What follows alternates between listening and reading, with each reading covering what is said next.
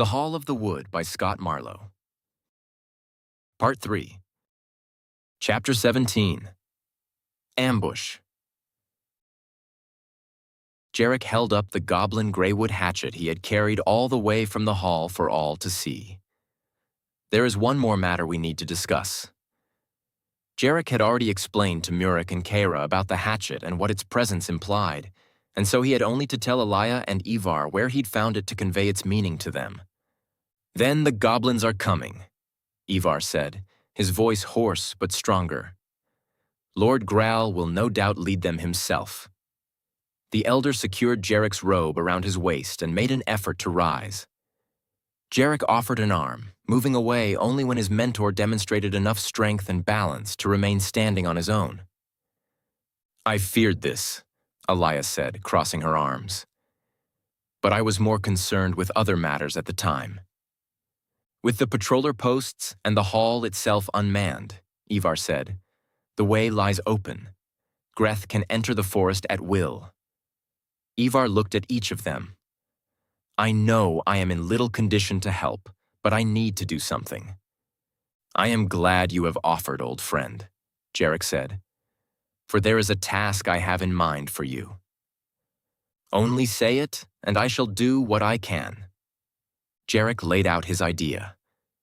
Ivar was to wait until after midnight, for if the elder left Solenkel while the witch still lived and the curse still active, he remained susceptible to the transformation. His destination was the lair of the patrollers turned fiends. Once they returned to themselves, someone needed to guide and assist them. Most importantly, they needed to return to the hall to begin preparing for its defense. "You must also send word to Homewood," Jerrick said.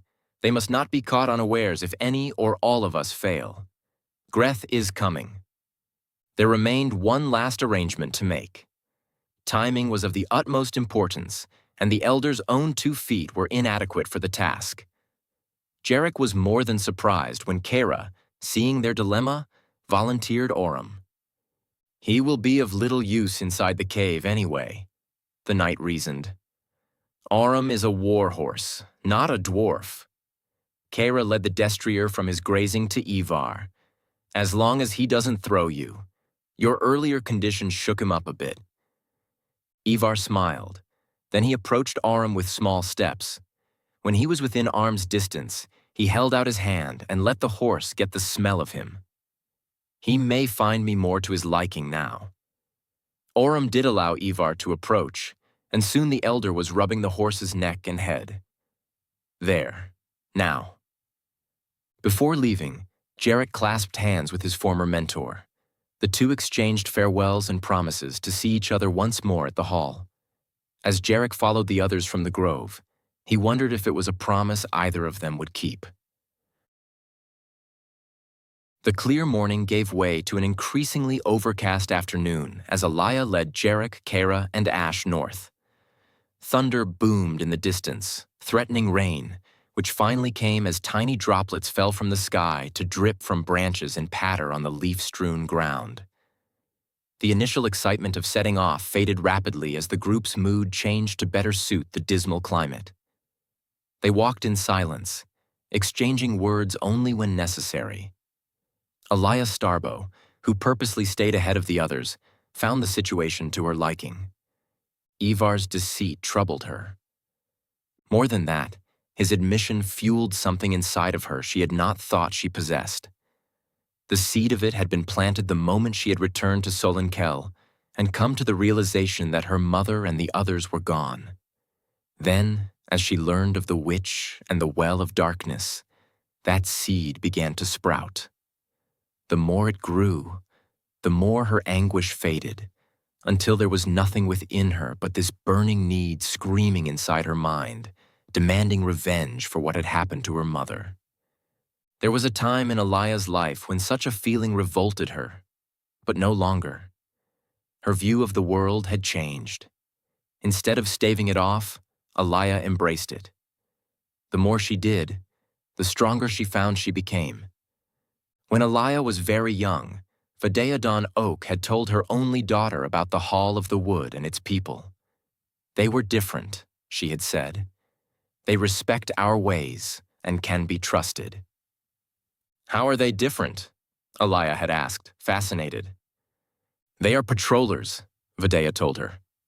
Alaya remembered how strong the word had sounded. She was not disappointed when she met her first, discovering the people who laid claim to the title just as resolute as she had imagined. Just as her mother had advised, Alaya did trust them, which is why it came as such a shock to learn of Ivar's betrayal. Realizing she had gotten too far ahead of the others, Alaya stopped to wait. Ash, who padded along beside her, took the opportunity to scratch at his ear. Jerrick caught up quickly. Kara, however, slowed by the weight of her armor, took longer. Earlier, Jerrick had suggested she remove some of it, if only to reduce the strain on herself, but Kara had scoffed at the idea. Alaya didn't particularly care for the knight. Her character seemed all too familiar, full of unmerited bravado and arrogance, as if the world were hers for the taking.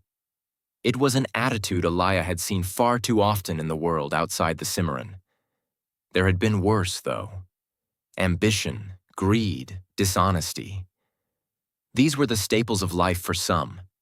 It was a world of mayhem and chaos, and Alaya, grown sick of it, had fled from it. But her return home was not what she had expected. If only she had come sooner. Guilt swelled within her, and she thought perhaps she understood Jerrick just a little.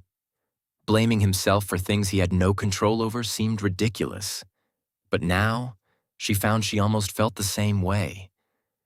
There was no way to have known what transpired in the Simmaron, no way to know her mother needed her.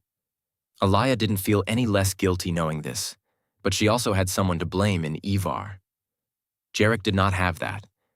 For him, there was no villain. For Jerrick, there was only fate or himself. Alaya knew Jerrick held no belief in the former, so that left only the latter. Despite the storm of emotions brewing within her, there remained room for concern for her friend. In many ways, Jerrick was still the person she had parted ways with those years ago. In others, he was someone new and different. Though at times there had been the hint of something more, they had always been the best of friends. Glancing over at him as they continued to wait for Kara, who was taking the last few steps to them now, Alaya wondered how things might have turned out for them if they had both stayed. Kara arrived with a curse. She was soaked through, as were they all, but hadn't the desire or the self-control to keep quiet about it. Jerrick had pulled his cloak tighter about him, and though he did not join the knight in her complaining, Alaya knew he cared just as little for the rain. Alaya left her own hood bunched loosely upon her shoulders, allowing the cleansing water to dampen her hair and seep beneath the fur of her jerkin. Though it chilled her, she welcomed its refreshing sensation. Alaya gestured them onward. Soon thereafter, she ventured ahead of the others once more, though she did not stray quite so far this time. The trees started to thin here, replaced by massive outcroppings of moss-covered rocks. Alaya altered their course at an animal trail overgrown with shrubbery. The path led them into terrain pockmarked with tree-lined hills and more of the large boulders. The going became more difficult. Alaya was forced to slow her pace, else leave Kara completely behind. Even still, she did so only enough that their line did not become too drawn. The closer they drew to the well, the more unsettled the trees became. Alaya reached out to them from time to time, trying to provide comfort, but communicating with them became more and more difficult, as the effects of the well withered away at their awareness just as it did their roots. In many ways, it was not unlike speaking to an elder person whose mind had waned.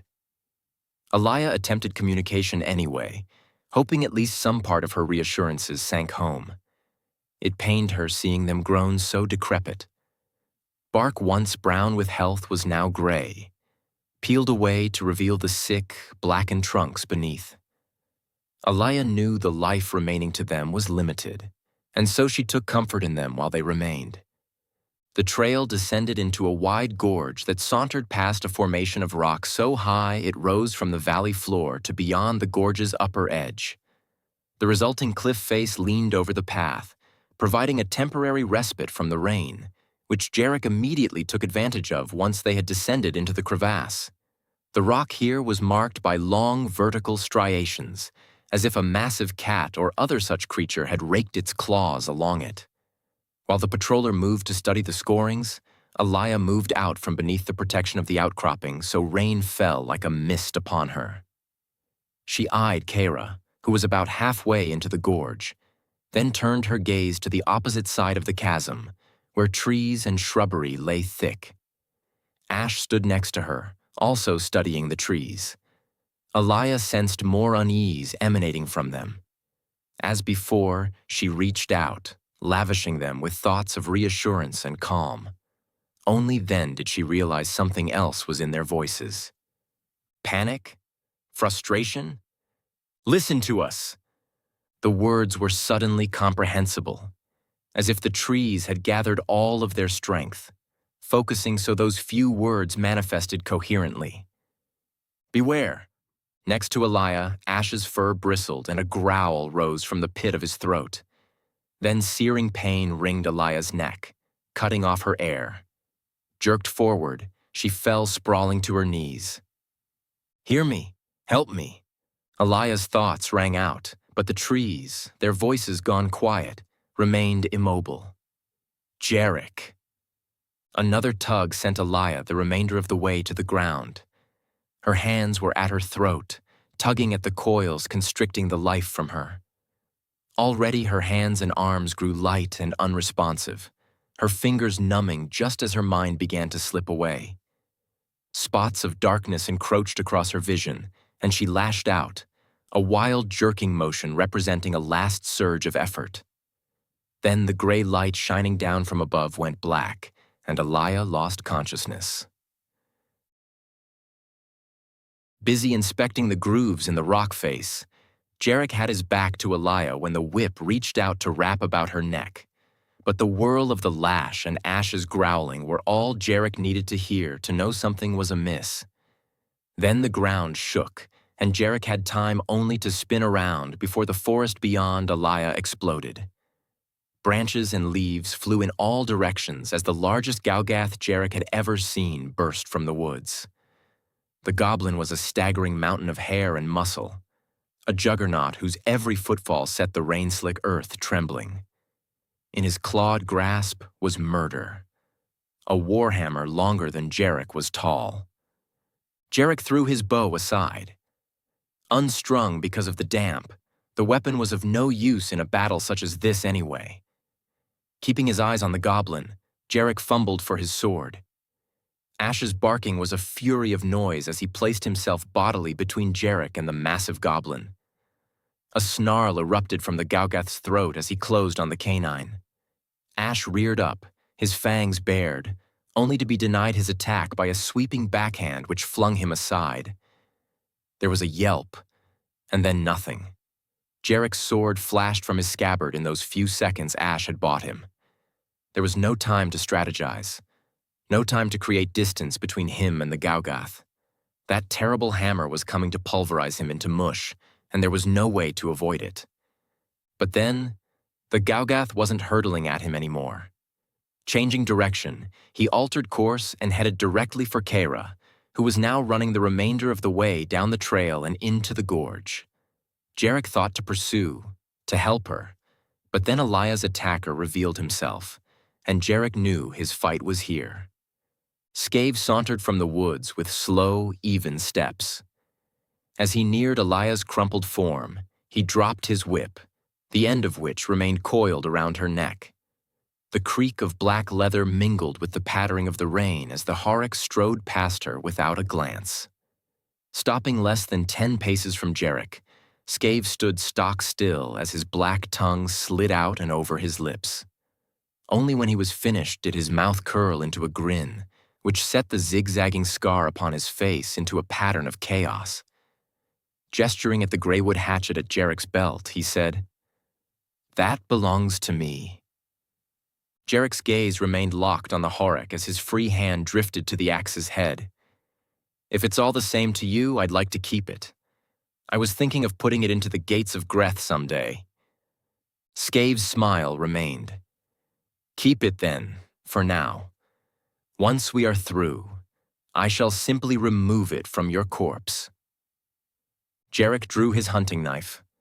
Holding both blades before him, he said, "Come do your worst, stalker." "Ah," Scave said, his face lighting up. "You know what I am."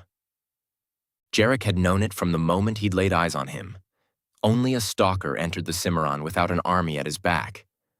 Only a stalker walked to the very door of the hall and embedded a hatchet there. "I, of course, know what you are, patroller." Scave spoke the last word with obvious derision. Then he spat, ejecting a great wad of mucus in Jerrick's direction. Jerrick kept the edges of his vision locked on the stalker's hands. Though the Horrocks' body had remained still since he had stopped, his hands had not. The motion of his tongue, his sordid grin, and his attempt at conversation all disguised the movement of clawed hands which, inch by inch, went to his belt. The goblin wore a sword there, and a dagger jutted from each boot. Jerrick waited and watched, expecting the attack at any moment.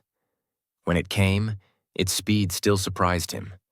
Scave's hands went from his belt to back over each shoulder in a flash before both jutted forward with a quick snap.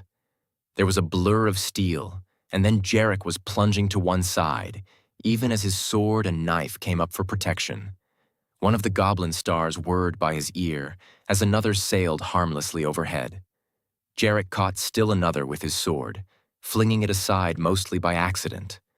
But then a flash of pain seared across his upper arm, and Jerrick knew one of the flying weapons had grazed him, or worse.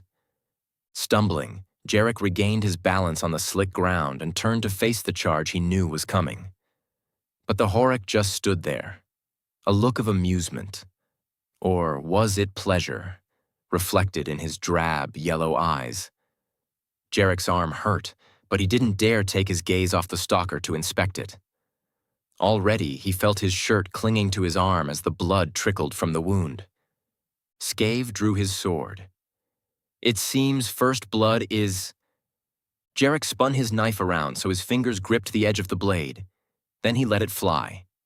The blade twirled end over end toward the stalker's gut.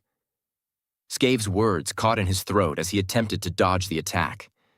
His reaction was too slow as the blade pierced his hardened leather and sank into the flesh beneath. Scave looked down at the weapon sticking from him. He closed his fingers on the knife's hilt and yanked it free with a grunt. "You were saying?" Jerrick asked, the edges of his lips turned up in a smirk of his own. Scave snarled, all traces of amusement wiped from his visage. Tossing Jerrick's knife aside, he raised his blade and charged. Though Kara did not see Scave's whip emerge from the woods, she did see the half-dryad fall. It was enough to send her running down the remainder of the trail and into the gorge. The way wasn't steep, but rain and fallen leaves had made it slick, and she was forced to descend with too much caution for her taste. She had made little progress by the time Nor burst from the concealment of the woods and altered his direction to charge directly for her. One thing was immediately clear. If the Gaugath reached her while she still descended the narrow trail, she was dead. The goblin, with or without his hammer, had the advantage in such a confined space. Kara, her sword and shield held firm, doubled her pace.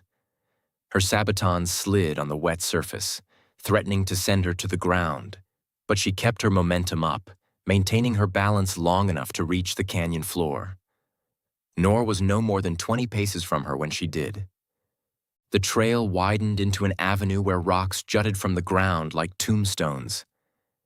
Kara headed for one of these rocks, an idea half forming in her mind even as the looming presence of the Gaugath threatened to melt her resolve. She kept herself from thinking too much. Thinking too much only fed her fear. Instead, she focused on her breathing, just as she'd learned. Concentrate, her weapons master had so often told her while they practiced. Focus. She did so now. The half-idea suddenly became fully formed, and Kara knew exactly what to do.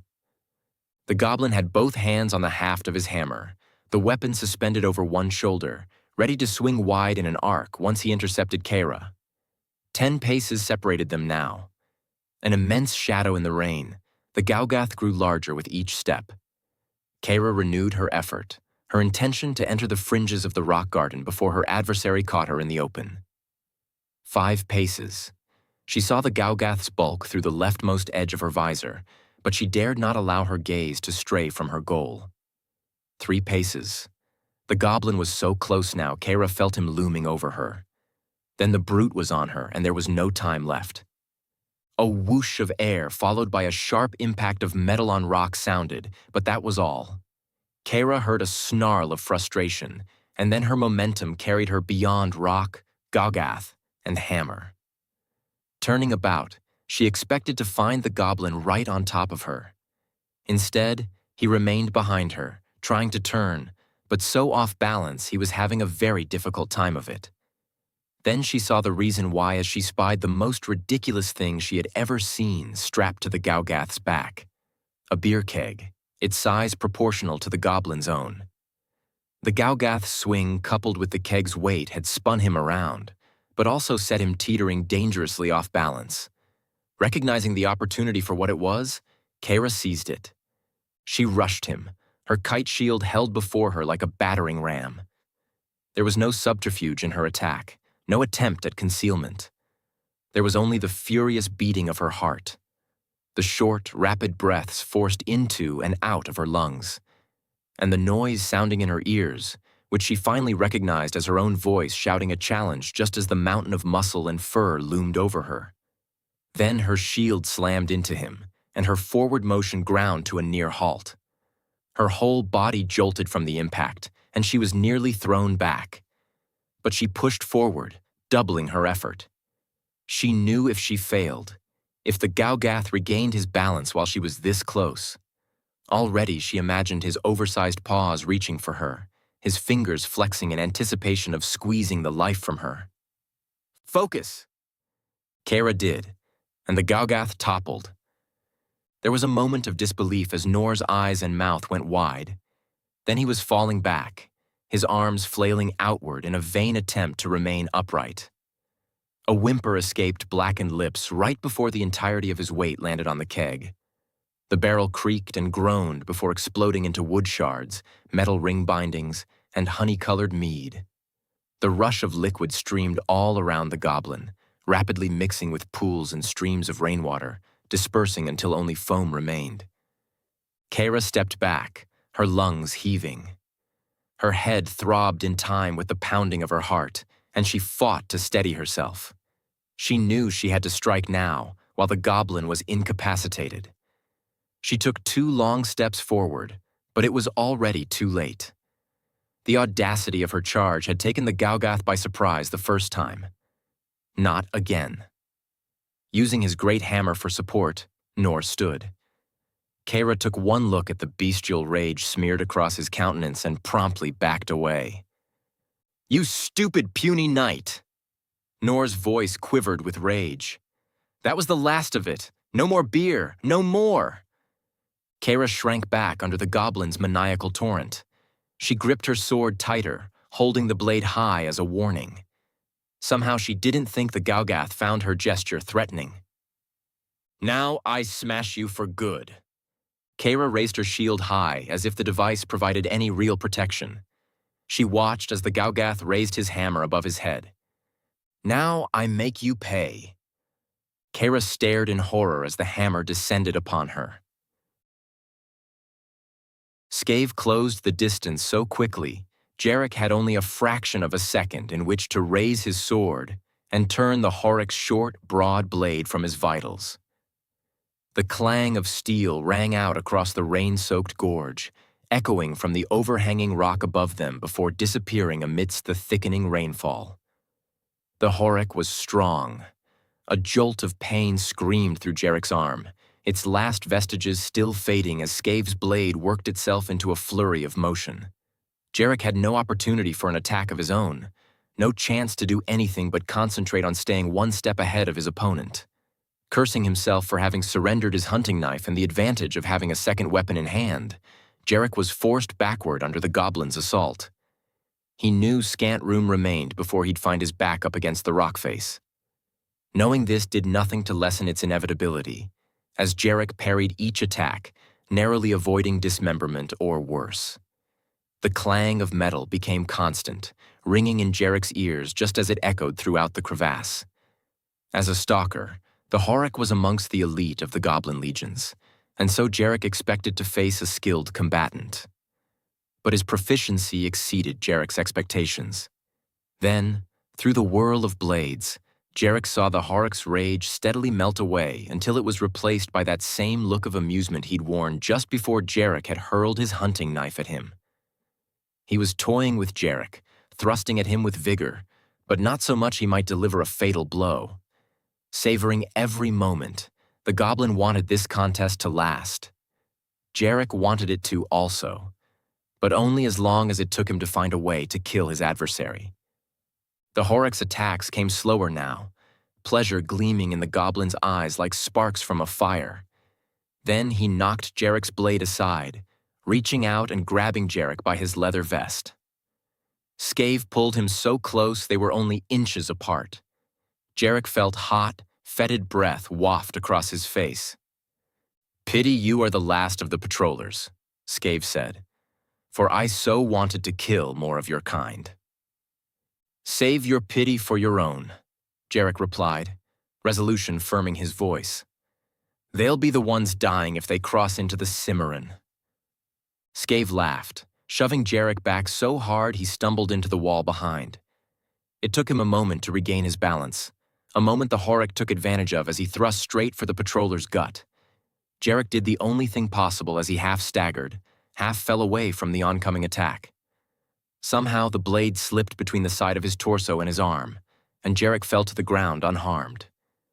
Using his momentum to his advantage, he rolled away, just maintaining his grasp on his sword, but causing the waterproof seal across the top of his quiver to come loose. Arrows flew out in all directions. He paid them no heed as he regained his feet and spun around, ready for the next attack. But none came. The Horrocks still faced the cliff wall, his attack so forceful he'd sunk nearly half the length of the blade into one of the long, deep striations Jerrick had observed only minutes earlier. Scave tugged at it with all his strength, trying to coax the blade loose, but it was stuck fast and refused to budge. Jerrick lunged at the Horrocks, indulging in his first real opportunity to press the attack. The Horrocks caught Jerrick's movement from the corner of his eye, his expression of amusement turning to one of desperation. As Jerrick drew closer, Scave realized his blade was lost, and he turned and ran, spinning about only when he had put some distance between himself and the patroller. Still, Jerrick came on, his blade setting the pace of the battle for a change. Even bereft of his sword, Scave was not helpless as daggers appeared in each of the goblin's hands, the foot-long blades reaching out like wicked tongues as the stalker launched himself at the patroller. Jerrick knocked one arm aside, grabbing the goblin's other with his free hand as he jammed the hilt of his short sword into the Horrocks' face. Teeth broke with a crack, and blood welled from split lips. Too late, Jerrick realized his mistake in allowing the goblin to close so narrowly with him as the Horrocks' greater strength came to bear. Scave heaved himself and Jerrick back, toppling them both to the wet ground. Jerrick bore the brunt of the impact, the air knocked from his lungs as, locked together, they rolled across the leaf-strewn mud. Then they pulled away from each other. Jerrick tried to regain his feet, but he slipped and landed flat on his back. Still fighting to regain his breath, he looked up to see the Horrocks standing over him, a dark shadow in the rain.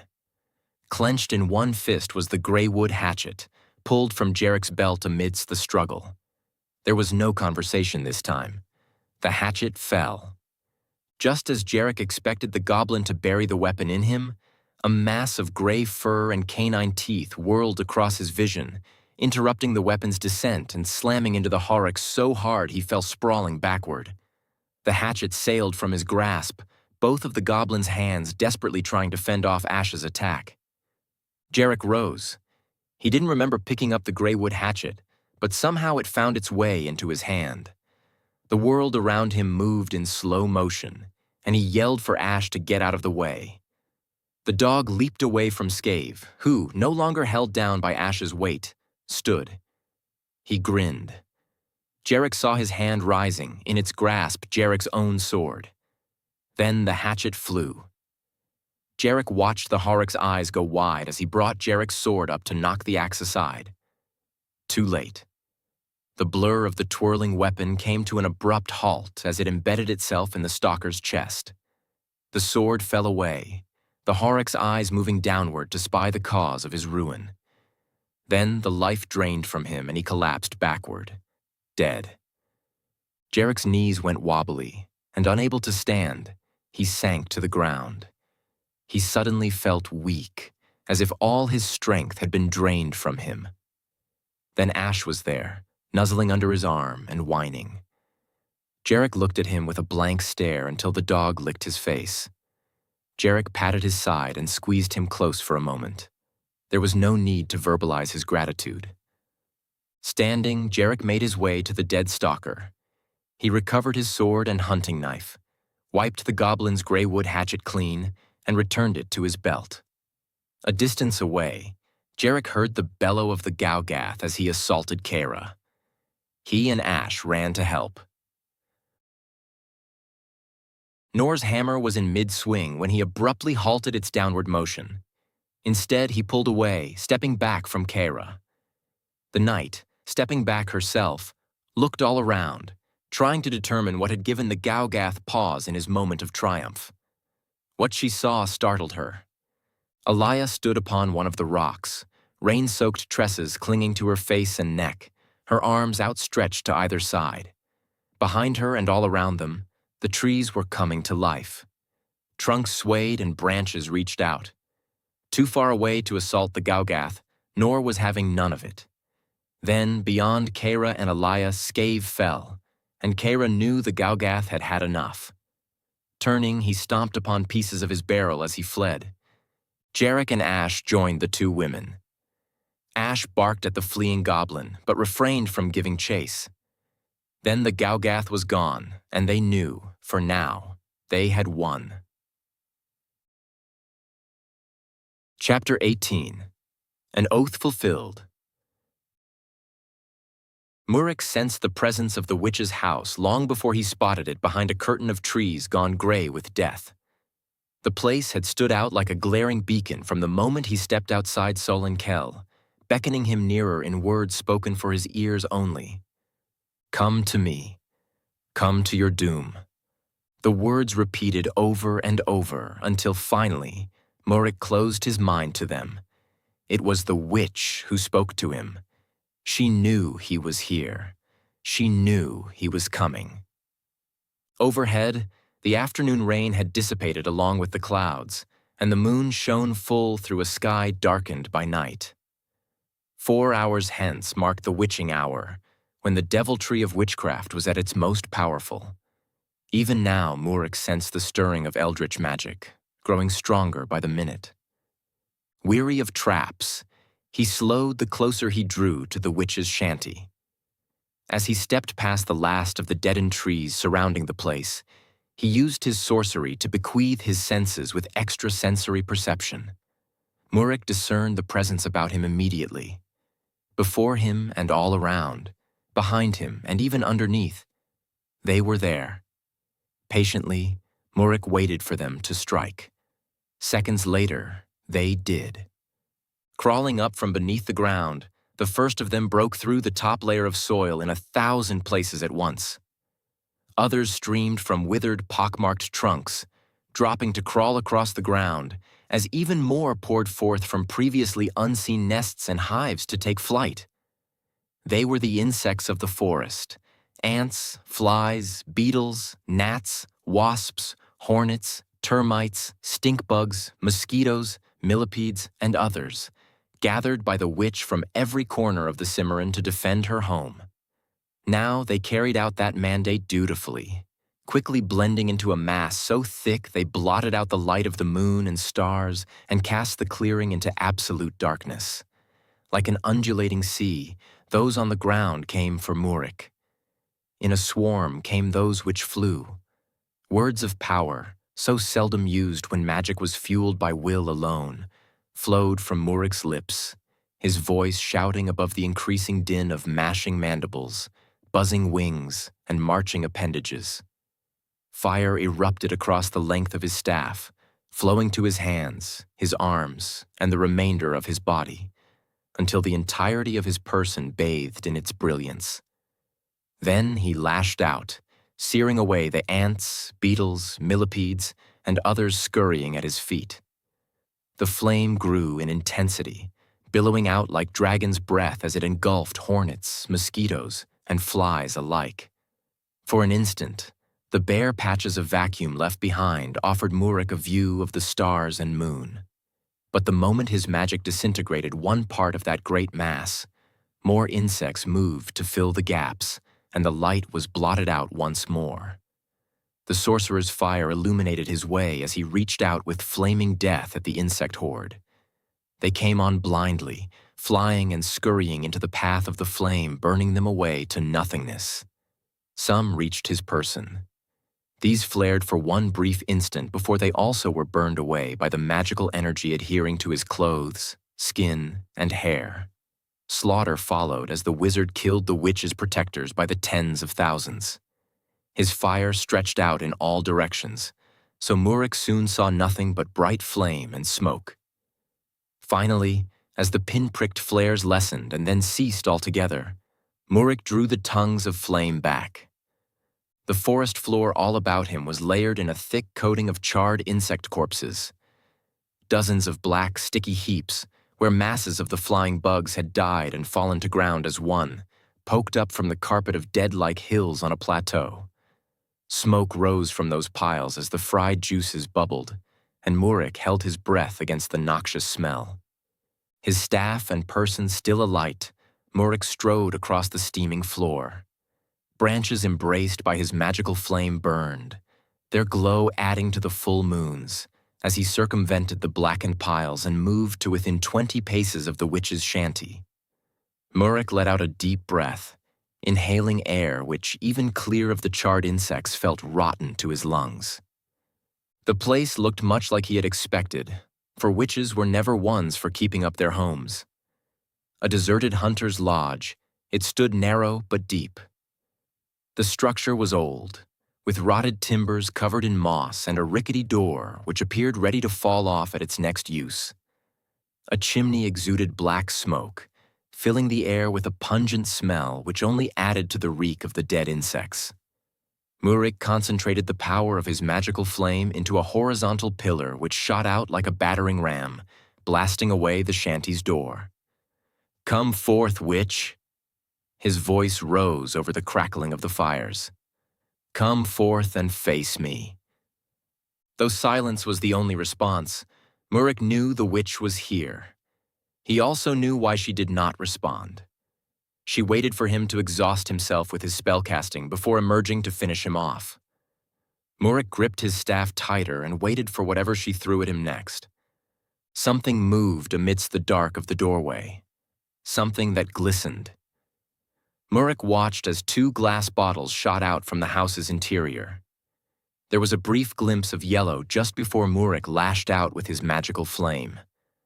The first of the bottles shattered as the fire engulfed it. As it did, to Murik's surprise, the tendril of flame began to simultaneously recede and dissipate. Meanwhile, the second potion hit the ground, exploding. The sorcerer fell back, shielding his face with one hand, while his other kept a firm grip on his staff. Small shards of glass cut his arm, face, and neck as the bottle's contents splashed onto his staff and his person. Murik's magical fire and his enhanced senses flickered and died. Both spells negated. Murik tasted blood, and he spat just as a smallish mass of hair and claws bounded from the shanty and loped straight for him. Undeterred by the sight of the lone Greckle, Murik remained where he was, letting the creature come to him. But then the goblin let out a screech, and suddenly others of its kind began piling out from the interior of the shanty like water rushing from a spigot. First 10, then 20, then 50, until there were too many to count as the writhing, screaming horde flew straight at the sorcerer. His magic rendered impuissant, Murik drew his short sword. With blade and staff held before him, He waited for the teeming throng to reach him. Their leader, Speck, reached Murik first. He jumped high, using his momentum to propel himself straight at the Eslar's face. Murik glimpsed a long, curved tongue, yellow-stained teeth, and a pair of dark, beady eyes. Then he lightly sidestepped the creature and, with a swing of his blade, thought with certainty the Greckle cut in twain. But his attack sliced nothing but air. Murik swore, for his aim had been true, but luck, so elusive even at the best of times, was not on his side, for the mere presence of a Greckle spoiled good fortune. The remainder of the Greckles, slavering for his blood like an incited mob, was practically on him then. Murik raised his sword high, ready to strike at the first of the diminutive goblins when, to his astonishment, the foremost of the Greckles veered off to either side, and instead of surrounding him, kept running right past. Perplexed by their behavior, Murik watched the Greckles' numbers diminish by half. There was no time to contemplate his apparent change of fortune, though, before those remaining attacked. Two lunged for him, rushing him on the side of his bad leg. There was a moment of gnashing teeth and slicing claws. Then Murik knocked the pair away with his staff. An instant later, another came at him from the opposite side. Murik's sword flashed, and the blade came away black with goblin blood. Claws slashed across Murik's crippled leg, and he bit back a cry of pain as he lashed out with his sword once more, cleaving the creature's shoulder and arm from its body. Murik spun around, a clumsy maneuver which nevertheless cleared the space around him as he whipped his staff about in a wide arc. Granted a momentary reprieve, Murik sized up the score of Greckles still surrounding him. Their tails waved back and forth as they peered at him with glowering eyes. Tongues slithered from jagged maws, and though several of the goblins made a show of snapping the air before them, none ventured closer. They feared him, which was well, for it bought Murik the time he needed for the potion's effect to diminish and then fade altogether. Exultant, he called forth his magic once more. As soon as the Greckles realized what he was doing, some turned and bolted. The others let out a shriek and threw themselves at the sorcerer. Murik beat them back, buying himself enough time to will his magic to life again. There was a moment of absolute stillness, and then the air about Murik erupted into a chaos of gale-force winds. The air currents shot one way and then another, lifting a handful of Murik's assailants up as if children's playthings and slamming them into nearby trees, where bones crunched audibly. The wind took on direction, coalescing and twirling around Murik until a whirlwind, visible only by the leaves, broken branches, and Greckles caught up in its embrace, surrounded him. Murik walked forward. One by one, the remainder of the Greckles who did not run away fast enough were swept up by the tumultuous winds. Shrieking, they orbited Murik for a handful of rotations before they were hurled away. Some slammed into trees. Others were cast into the dark of the night. Still others flew to the ground to land, bruised and shaken but still alive. These chose to flee while still able. Soon, the last of the Greckles, their leader, was the only one remaining. Murik brought the creature's motion to a halt before him. Suspended in midair, the baleful goblin stared at him with hatred in his eyes. "Tell your mistress I'm coming," Murik said. Then he motioned toward the witch's house. Speck was set into motion once more, this time toward Ceres's house as the Greckle sailed right through the open doorway. With a grunt of satisfaction, Murik heard the thud he was expecting. Murik let the air return to calm, and still bewildered by the Greckles who had run past him rather than fight, turned from the house to investigate. Understanding and disgust overwhelmed him all at once as he witnessed the host of Greckles hunkered down to a feast of roasted insects. Some were on all fours, long tongues lapping up the sizzling juices like animals drinking water. Others sat and scooped up great sticky gobs which they shoved into rancid mouths. Murik turned away. He knew once the Greckles had engorged themselves, they were more likely to crawl away to sleep rather than pose any further threat, and so he no longer paid them any heed. Murik walked to the exposed doorway, shouting into the dark interior, "Is this what you send against me, witch? Insects and Greckles?" Murik laughed. It was a mad, hysterical laugh brought about by the power he had wielded and the death it had caused. "Show yourself. Let us end this in the manner fate has decreed." Still there was no reply. Muric let out a deep breath, calming his nerves. Then he stepped into the witch's house. Jerrick, Elia, Kara, and Ash left the dead Harek behind, walking out from beneath the lee of the cliff and into the drizzle without looking back. Though Jerrick had wanted to examine the red line on Elia's neck made by the lash of Scave's whip, Elia brushed him off, reminding them in a voice gone hoarse that time was not on their side. They followed the same animal trail which had taken them into the crevasse for another hour before Elia led them into the unmarked, tangled foliage of the woods. They walked amongst oaks and elms, thorny brambles entwined around their trunks as if trying to strangle the life from them. They looked dead, wasted away by the influence of the well of darkness. As the group ventured deeper into the untamed forest, the brambles became so thick and prolific they formed dense hedges. Jerrick swore often as thorns snagged his shirt or cloak, attacking him without mercy, and soon his arms, legs, neck, and face bled from numerous small cuts. He used his sword to hack at some, but more often than not pushed them aside and suffered more cuts as they whipped back on him. Ahead, Elia passed through with little effort as the brambles seemed to part just in front of her. Ash followed in her wake, bounding a few steps until he caught up to her, and then patiently waiting for her to move ahead once more. Occasionally, a thorn snagged his thick fur, but he pulled free with a tug, paying it no more attention. Behind Jerrick, Kara plunged through the thick brambles with effort, but her armor protected her from any harm. After some time, they broke free of the tangled foliage, but found the terrain ahead no less forgiving. Sharp hills rose and fell. They scurried down one only to climb, with effort, up the other side. Soon, all of them were sweating despite the cool air. The rain ceased, and the clouds began to break up as night approached. Stars and the full moon lit their way as Elia motioned them up and over one last hill. Then they saw the cave. The interior of it was so black it seemed impenetrable to light. Just looking at the place soured Jerrick's stomach, a feeling he had found growing worse the nearer they drew. Ash whined, and Kara shifted uncomfortably in her armor.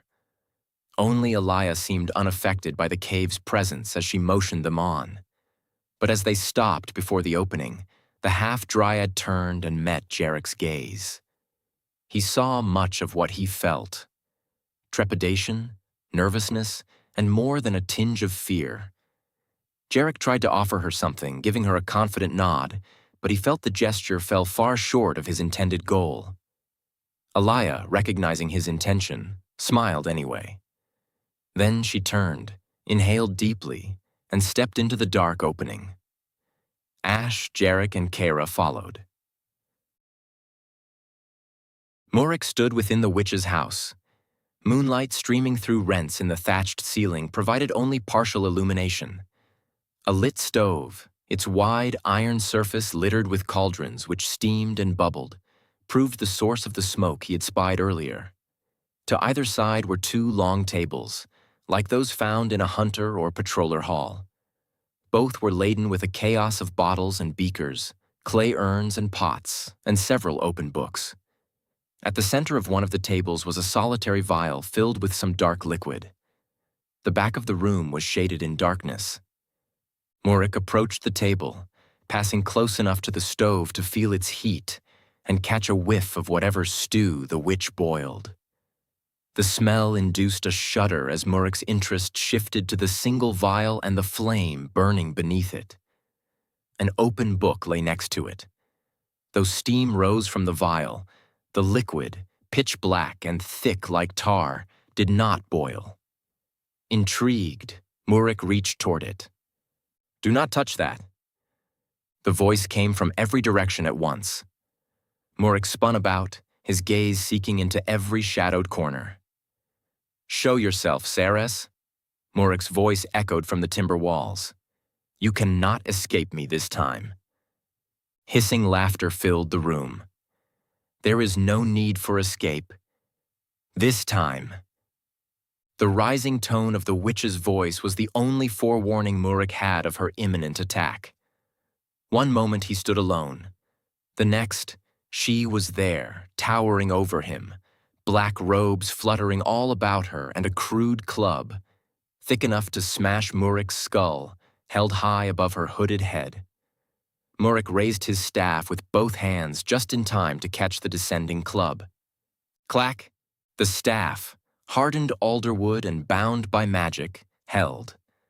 But Ceres was Cythery, and possessed strength commensurate with that of a lesser giant or ogre, and so the force behind her blow sent Murik stumbling backward. He expected the witch to press her attack. Instead, she stayed where she was, unmoving. Then, slowly, a clawed hand rose to her hood, pulling back the cloth and revealing a snake face Murik knew well. Time and a life of witchcraft had not been kind. By their first meeting, Ceres's delving into the dark ways of her profession had already changed her, corroding her sleek blue and green scales into a sickly mottled gray and pushing eyes once vibrant back into her skull so her brows jutted forward like some preternatural ancestor of her kind. Once she had possessed a tail. No longer, for Ceres had sacrificed the appendage long ago in some dark ritual. Ceres cocked her head, her serpentine eyes regarding the Eslar with amusement. Murik met her gaze without wavering. "I have come to kill you." The witch's brow ridges narrowed.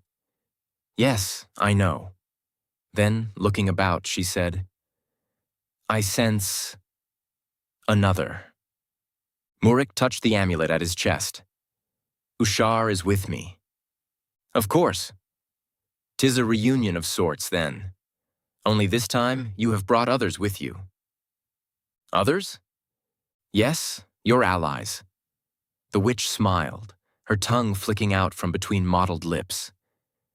"Even now, they draw closer to the temple, to the well. Very soon, they will fall prey to the trap I have laid there for them." "What have you done, witch? If they are harmed—" "Of course they will be harmed." Ceres smacked her club into an open palm. "You have wasted your time pursuing me all these years, Eslar.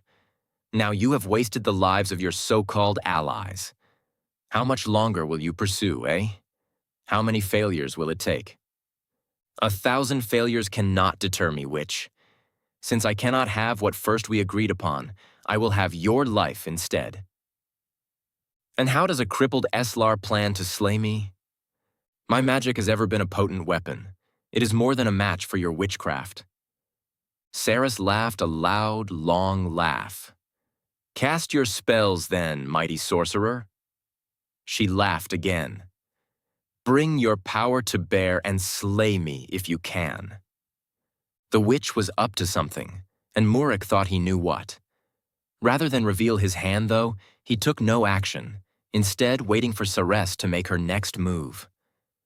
When she saw the sorcerer offered no attack, she groped at her robes with her free hand until she produced a small talisman hanging from a leather cord about her neck. It was a simple thing of straw and sticks, woven into a loop. Tied taut within was something so thin Murik barely saw it. It looked like a hair. She held the talisman up for a moment, making sure Murik got a good glimpse at it before she let it fall to her chest. "Your magic has no hold over me, sorcerer," the witch said, patting the simple talisman once, then twice. She raised her crude club to shoulder level and took a step forward. Murik's expression remained unreadable. "Does your talisman grant you such confidence you step right into the path of my sorcery? You are mistaken to think it so powerful." Ceres stopped. "It is you who are mistaken, sorcerer." Her voice was hard now, bereft of all amusement. "While you slept, my servant spirited away a single piece of your hair.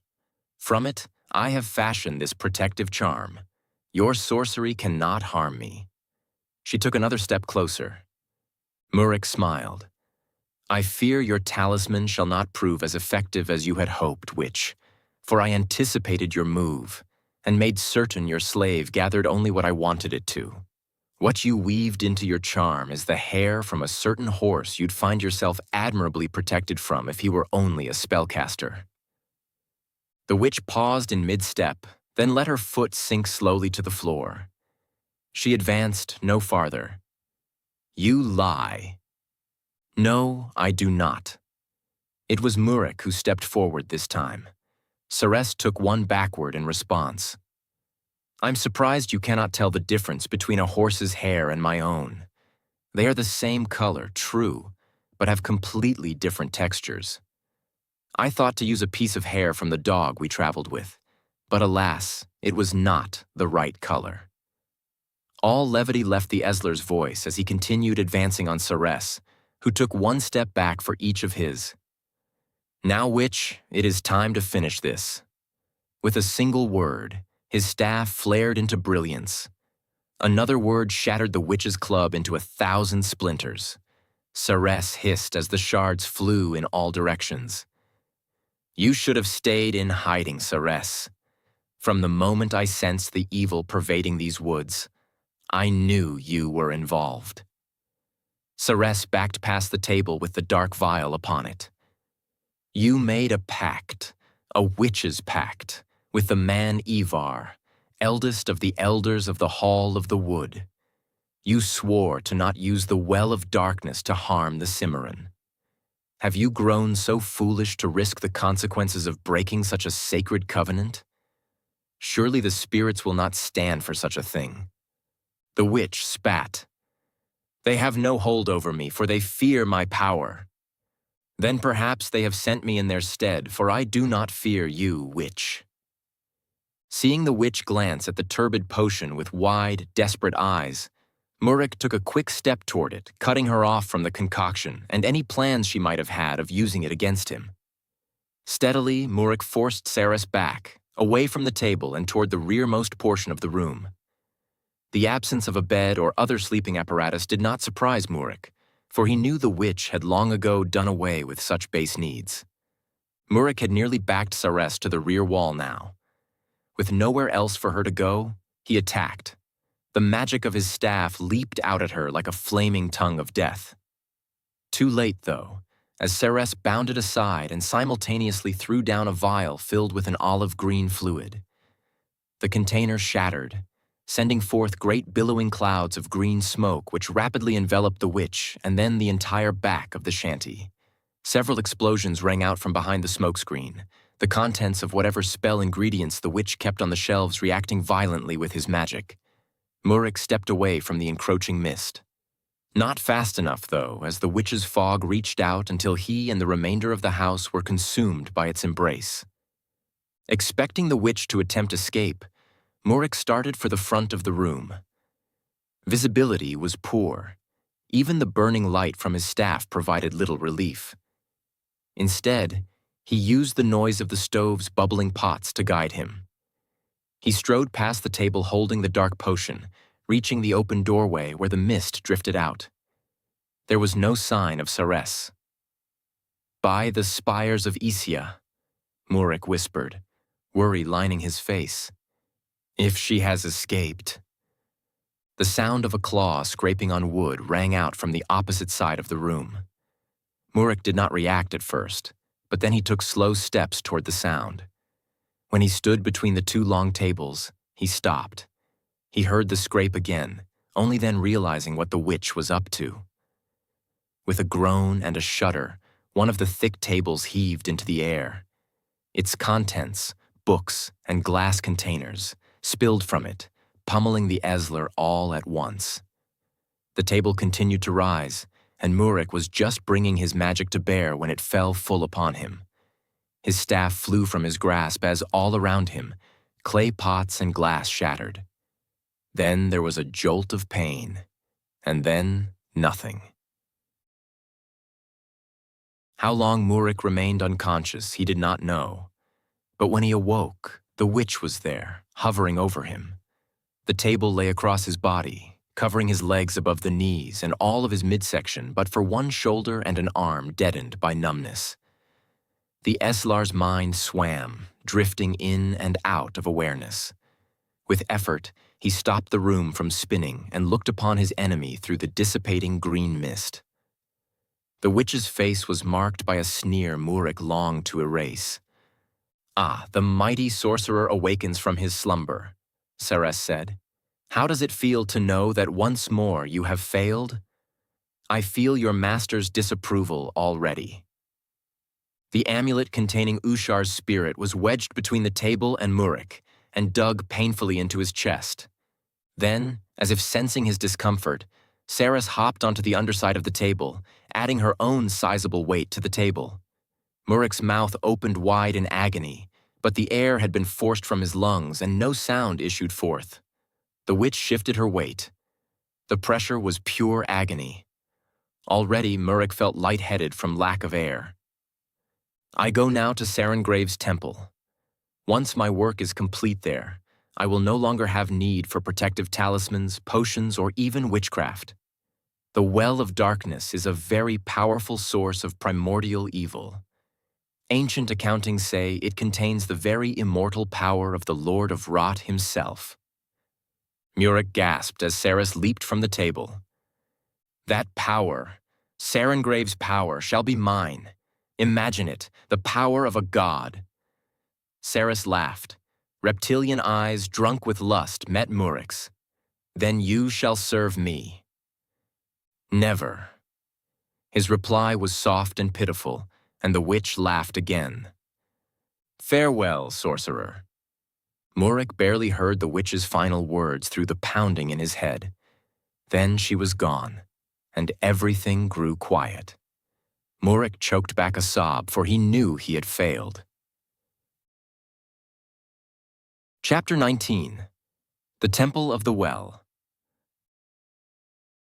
Alaya was the first to enter the temple chamber. Seeing the accursed place for a second time, she hoped it was her last. Torches, lit now, lined an otherwise invisible path through a myriad of stalagmites. Though their line was not straight, Alaya knew exactly where they led. The 4 druid guardians, monoliths imbued with the power to contain the corruption of the Well of Darkness but made powerless by the witch's undoing of the wards, stood at their end. They and the well betwixt them. Alaya felt for the gemstones of Moran, nestled safely in the pouch at her waist. They provided no protection from what lay ahead, not until they were given unto the sentinels, but their presence provided a degree of reassurance regardless. Alaya looked back at the others. Kara was studying the cavern wall's iridescence. Though the greenish glow provided enough luminosity to see beyond the light made by the torches, much of the chamber's extremities remained cloaked in shadows. Jerrick peered about with guarded curiosity. Ash was close to him, whining softly. Alaya saw the fear all of them felt in the dog's eyes. This place was evil, a burrow of corruption which once, long ago, played host to grisly ceremonies and other abominations. Better for all to leave it far behind. Ash's gaze met Alaya's, and unspoken words passed between them as the half-dryad soothed the canine's nerves. It seemed to help, as Ash grew silent. Alaya returned her attention to the path where she picked her way past stalagmites taller and wider than she, and then to the foot of the steps leading up to the well. The others shuffled behind her. Glancing into the flickering shadows, Alaya half expected a screaming horde of something to emerge at any moment. Surely the witch did not leave the well unguarded. But just as before, when Alaya had previously walked to the foot of these steps, nothing moved against them. Perhaps, with no one to oppose her thus far, the witch had simply grown overconfident. Alaya said a quick prayer to the spirit of her mother, who she knew watched over her, to let it be so. Then she took the first of the steps. She was halfway up them when she felt her muscles slowing and her mind growing foggy. 2 more steps were all she managed. She thought to turn, to warn the others to come no farther, but her body seemed frozen and unable to respond to her mind's direction. The hand holding the pouch containing the stones of Moran went limp and fell to her side. Some small part of Alaya's mind then realized the witch had not left the well unguarded. Like fools, they had stumbled right into her trap. A voice, words floating as if on a wind, sounded from somewhere near. Something about the stones, Moran's stones. Eliah's mind sank into a mire, and then oblivion. Nor walked east through the Simmaron, back toward his tribe, his family, and his beer-making. He had done what the witch had wanted of him. Not successfully, but he had tried, and now considered himself free of his commitment to her. If the witch saw things differently, then let her journey to Desolation Peak and challenge him there. Nor chuckled at the thought, for only fools came to a Gaugath village looking for trouble. Nor had agreed to accompany Scave into the woods only because Lord Growl had commanded it. Once the meat peddler ruled the Simmaron, he'd have no time nor care for what Nor had or had not done for the witch. Nor spat, cursing the witch and her buggery beneath his breath. Let the peddler deal with her, for Nor planned to never lay eyes on her again. After their confrontation with the humans, Nor had run far enough away that pursuit was unlikely, and hid. Then, when he deemed it safe, he returned to the ambush site to gather up Scave's body. He left the stalker's weapons behind, for they were too small for Nor's own use and not worth much in trade. Gaugaths, even young ones, did not fight with swords and knives, preferring hammer, mace, or morning star. But the Horrocks body, even unseasoned, promised a tasty meal on the road home. Nor had already bitten off one of Scave's hands. The bones were crunchy and the skin was tough, and Nor had longed for his beer to wash it down. Nor thought, with anger, of the knight who had spilled the last of his prized mead. It had been a fine brew, and well worth the effort of lugging it down from the mountains and through the forest. Curse the knight for wasting the last of it, and curse the witch for bringing him here. By Chayek's balls, Nor grumbled. I'll have Desolation Peak in sight by week's end, or Where do you think you're going? The witch stepped from the brush, barring Nor's way and stopping him dead in his tracks. Swallowing hard, Nor tried to say something, but instead choked on the bile rising from his throat. The witch, who came only to the Gaugath's shoulder, studied him for a moment, then looked to the body he dragged behind him. What has happened? She asked, hissing. Lie to me, and I shall know it. Nor swallowed again, then gave her a brief recounting of the ambush. When he was through, he fell silent. Thoughts of turning tail and running were just crossing his mind when the witch asked him to bring forth the Horrocks body. Nor obeyed, depositing the corpse at her feet and stepping away. She made no comment about the missing hand as Nor watched her bare the Horrocks' chest. Then, drawing forth a knife, she cut into him with practiced precision. In moments, the witch's gruesome work was done, and she held in her hand Scave's heart. She secreted it away into a ragged sack. Rising, she ordered Nor to follow her. Your duty to me remains incomplete. Come with me, and you shall have a second chance to fulfill your obligation. She did not wait for him to respond, nor did she look back as she set off. Nor thought again of running, but fear of the witch made him think better of it. There were worse fates than lending her assistance, like death. Nor hefted his hammer and looked upon Scave's desecrated body one last time. He thought of ripping off an arm for the road, but seeing the witch already disappearing from view, decided to forgo the snack as he lumbered off after her. Murik heaved in a breath. He found by remaining still the table's crushing weight had the least effect upon him. Either that, or his body had simply grown numb and he no longer felt the pain. A fire welled within him, though, and he fumbled at the chain hanging about his neck. Using what strength remained, he pulled the amulet out from between him and the table and lifted it before his eyes. He watched the cerulean gemstone at its center catch the moonlight as it spun for a moment. Then he hurled it from him. The throw was a weak one, and the amulet flew only just past the other side of the upended table. Physical strength was of no use here. Even with one arm free, the burden of the table was too much. Though he had drawn heavily upon his staff's energy to cast his magic, his life force had also been consumed. Fueled by adrenaline, he had pushed himself beyond his normal means. Now that high had fled from him, leaving his mind foggy and his body drained. Lifting the table from him was beyond his power, but moving something smaller was not. Murick lifted his head to search for his staff. He spotted it a short distance away. Concentrating, the staff budged only an inch at first, then slid erratically toward him until, finally, he closed a hand upon its polished surface. Murick closed his eyes and allowed its power to soak into him. Focusing, Murick used that power to replace his failing strength. Another moment of concentration and the spell needed to free him solidified in his mind. With his eyes still closed, he exerted his will. The table trembled but did not move. Then one corner lifted. The Eslar's brow furrowed with effort as he urged the table from him. Sweat glistened on his brow. There was risk in what he did.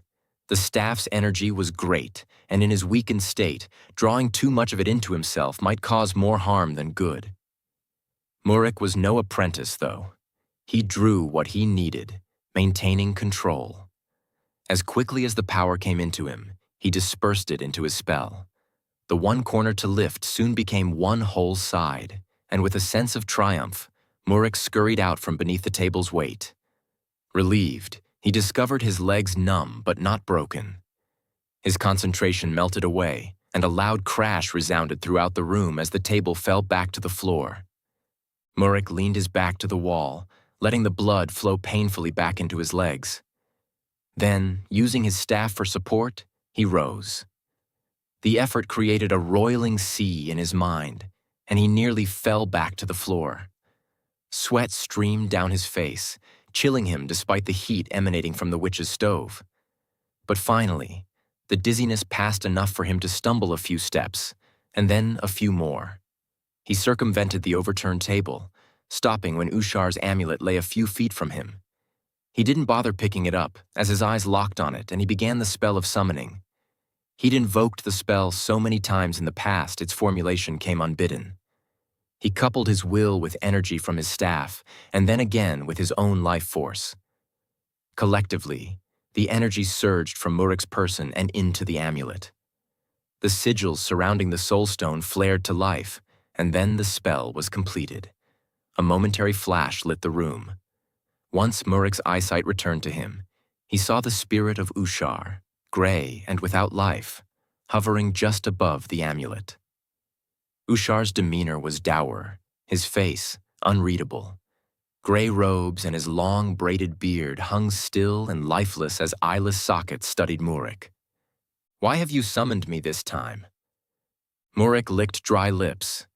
He hesitated for a moment, then blurted out, "I need your help." Silence, and then the expected laughter. "So it comes to this. I would tell you to go rot if I thought it made any difference." It did not. Ushar was bound to the stone, and thus to Murick. Anything Murick asked, Ushar was compelled to do, as long as it was within his power. He had no choice. That the spirit hated him bothered Murick, but not so much he was ready to let go of the old sorcerer or his knowledge.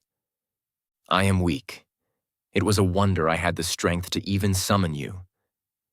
It's a pity, is what it is. A pity you did not expend yourself. A pit you did not burn yourself to nothingness." Murick ignored the comments. "I need your help mixing a potion, a witch's potion, one to rejuvenate me. I do not know how to concoct such a thing with the witch's ingredients, but you do. You know a witch's magic has costs. All too well, but I've no choice. You also know I will attempt to deceive you at every turn. You will do as I say, as you must. You will help me. Perhaps in this I am not helping you, but harming you. It is enough for me." Murick sighed. "Tell me what I must do." The apparition said nothing else except that which Murik wanted to hear. Kyra felt the mild sensation of warmth beneath her gambeson the moment she set foot within the great cavern. Unused to magic and its indicators, she passed it off as nerves, tightening her grip on sword and shield as she examined every flickering shadow leading up to the temple's raised dais. Once they stood at its base, she looked with silent reverence upon the towering sentinels standing guard in this place of evil for untold centuries. Though excitement was in her heart, it was an excitement tempered by a sense of humility and caution. This temple, evil though it was a monument to a time when immortals walked Ul, when evil followers of evil gods bred war and carnage, and when druids and those of the Order, Kyra's predecessors, had risen to stop them. Though the gods of light and darkness were no more, the good and evil they had cultivated with such careful purposefulness lived on. Here and now, in this temple, evil had risen again. But good, just like in the stories of old, had come to chase away the shadows and drive darkness back to the great pit from which it had been spawned. Now, with nothing rising to challenge them, victory seemed all but assured. Following behind the others, Kyra mounted the first of the steps. Her chest, for some reason, felt afire. Kyra sheathed her sword in a quick, practiced motion and then removed her helmet. Taking hold of the leather string hanging about her neck, she revealed the simple talisman given to her by young Jezebel of Homewood. The blue gemstone, ridiculously small, blazed with fierceness. She held it to her face, feeling the heat emanating from it, then let it drop so it lay outside her surcoat. Something is wrong. Kyra's words quickly faded into the gloom. Though Ash looked at her, neither Jerrick nor Elia did. Kyra repeated herself. Neither of them even turned to acknowledge her. Kyra dashed up the few steps separating her from Jerrick, who was closest. "What has happened?" she asked, walking around to face him. Looking into his eyes, she saw glassy unawareness. Kyra repeated the exercise with Elia, finding the woman similarly cataleptic. Only she and Ash seemed unaffected. "Give me the stones," Kyra said to Elia, whose glassy expression remained unchanged. Elia made no reaction. The duty was hers then. She took the pouch from the woman, then ascended to the top of the dais. Ash, who seemed reluctant to leave Jerrick at first, followed. There, Kyra's gaze fell upon the black, bubbling surface of the Well of Darkness. Around it stood the great druid sentinels, but Kyra hardly noticed them as her gaze remained fixed on the churning motion of the well. Only the sight of Holly, who lay bound by chains at its other side and seemed not to have noticed Kyra's arrival, distracted the knight from it. Kyra felt a renewed sense of resolve at seeing her friend whole and unharmed. A moment later, a serpentine voice sounded from behind. "What transpires here?" Kyra spun around. As she did, the pouch containing the druid stones flew from a gauntleted hand, more suited to grasping the hilt of a weapon than thin fabric. Kyra ignored the stones, narrowing her gaze at the sight of the Sithri witch and her Galgath lackey as the pair emerged from the flickering shadows down below. The witch's hood was pulled back, revealing a reptilian snout, beady eyes, and ashen head ridges. Both witch and goblin started coming up the stairs. Kyra swallowed hard as she held shield and sword before her. "Come no farther, or—" "How is it you were not affected by my spell, The witch's reptilian voice slithered from her mouth in a near whisper as she stopped and glanced at the knight. Serpentine eyes locked on the glowing gemstone at the knight's chest. Kyra met the witch's stare despite the shiver it sent down her spine. Next to her, Ash snarled. The witch shrugged. "No matter." Looking at Nor, she said, "Kill this fool. When you've finished with her, kill the rest." The Galgath chuckled, obeying instantly as he continued his climb. His presence, drawing near, forced Kyra to move away from the well. She had no choice but to leave the druid stones where they had fallen. The steps encircled the dais, so Kyra descended the other side even as Nor completed his ascension. Meanwhile, the witch drew closer to Holly. Kara knew what purpose the witch had in mind. Sacrifice. No one had so much as come out and said it plainly, but Kara knew what had been implied when she had asked what fate the witch meant for her friend. Now, with the others stricken by paralysis and the sorcerer dead, what else could the witch's presence here indicate but Murick's failure? Kara was the only one capable of saving the Simmaron Woods and its people. Of equal importance, she was the only one able to save Holly. Knowing she'd never get around the Gaugath to confront the witch, Kara continued to back away while searching for a suitable strategy. Ash was lost to view, though his growling and occasional bark told her the dog remained with Holly. Before, when they had been ambushed, there was no time to think, no time to contemplate the danger. Now there was too much time. The Gaugath was in no hurry. Each step of his was slow and measured. He knew there was nowhere for her to go or to hide. This was his time with her, to maim, torture, and, finally, kill. His devilish grin told Kara he planned to cherish every moment. The smirk set her on edge, and Kara was suddenly reminded of her nightmare. In it, just as now, she had stood alone. Only then, her adversary had been an ogre. Tit for tat, she thought, her eyes moving up and down with the rhythm of the Gaugath's hammer as he slapped it into his open palm. Beads of sweat ran down the back of her neck, and something in her stomach, faint at first, rose up to clench at her heart. The goblin was a colossus of strength. One fist darted out, breaking off the top of one of the stalagmites in a cloud of dust, as if to demonstrate. And she, but a knight-errant.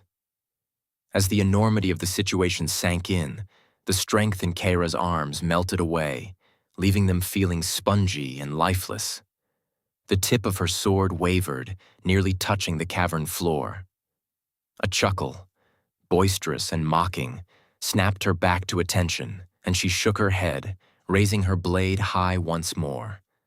Her gesture of defiance was not enough to drive the fear from her, though, as she fought to keep from trembling. Somewhere from within, a voice screamed at her to turn and run. Remembering thoughts of victory and glory, Kara laughed. She choked from the effort, though, and her body started to tremble. Nor, sensing her terror, grinned as the sharp impact of his hammer's head slapping his open palm rang out. Try though she might, Holly was unable to wake herself from the place Parthen had taken her. The priest claimed she was in Skillia. Holly's every sense seemed to confirm it. Yet her mind refused to accept it for anything but the illusion it was. And so, except for trying to wake herself, Holly spent all of the time between the priest's departure and his return in idle thought. When Parthen did return, it was in a flourish of gray, silken robes. "Your friends have arrived."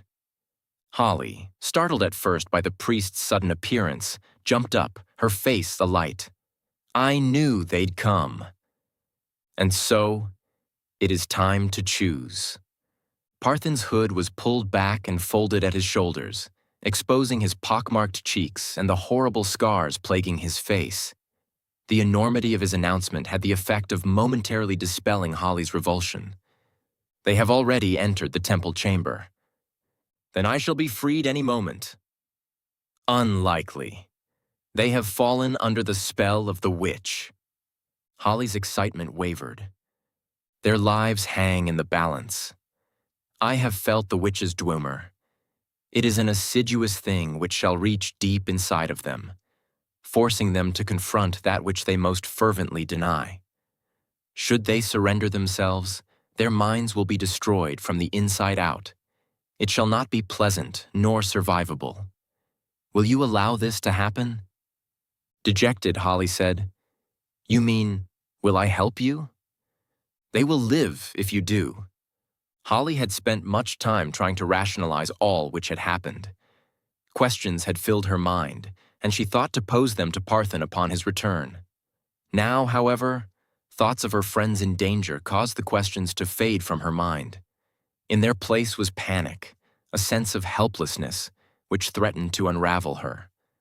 Holly looked away, her mind's eye searching for something, anything, to help ground her emotions.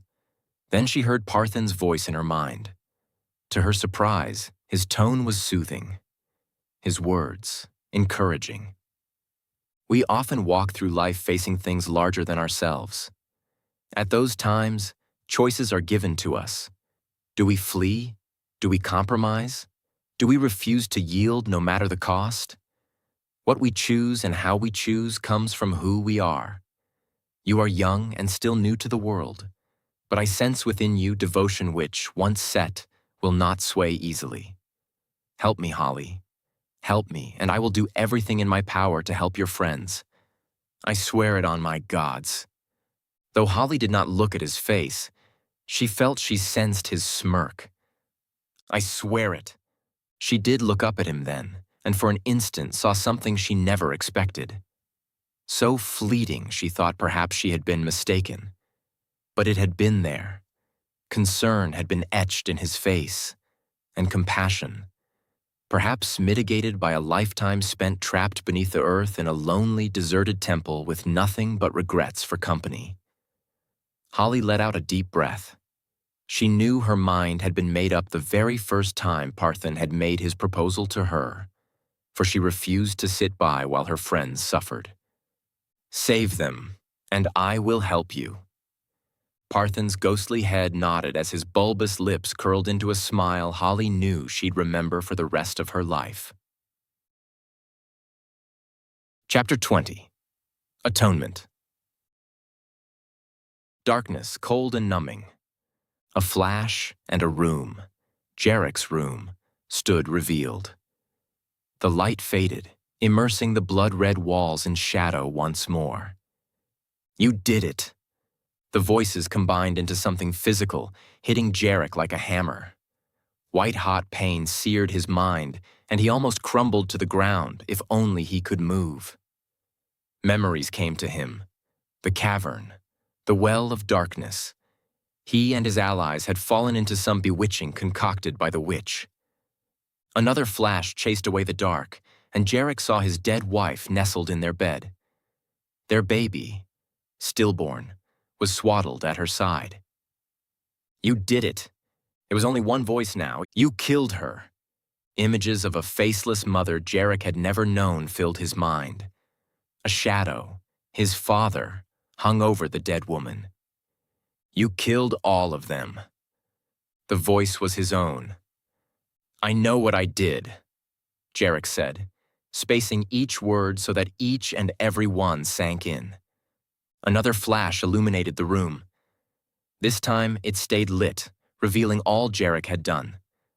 Immobile, he tried to close his eyes and failed.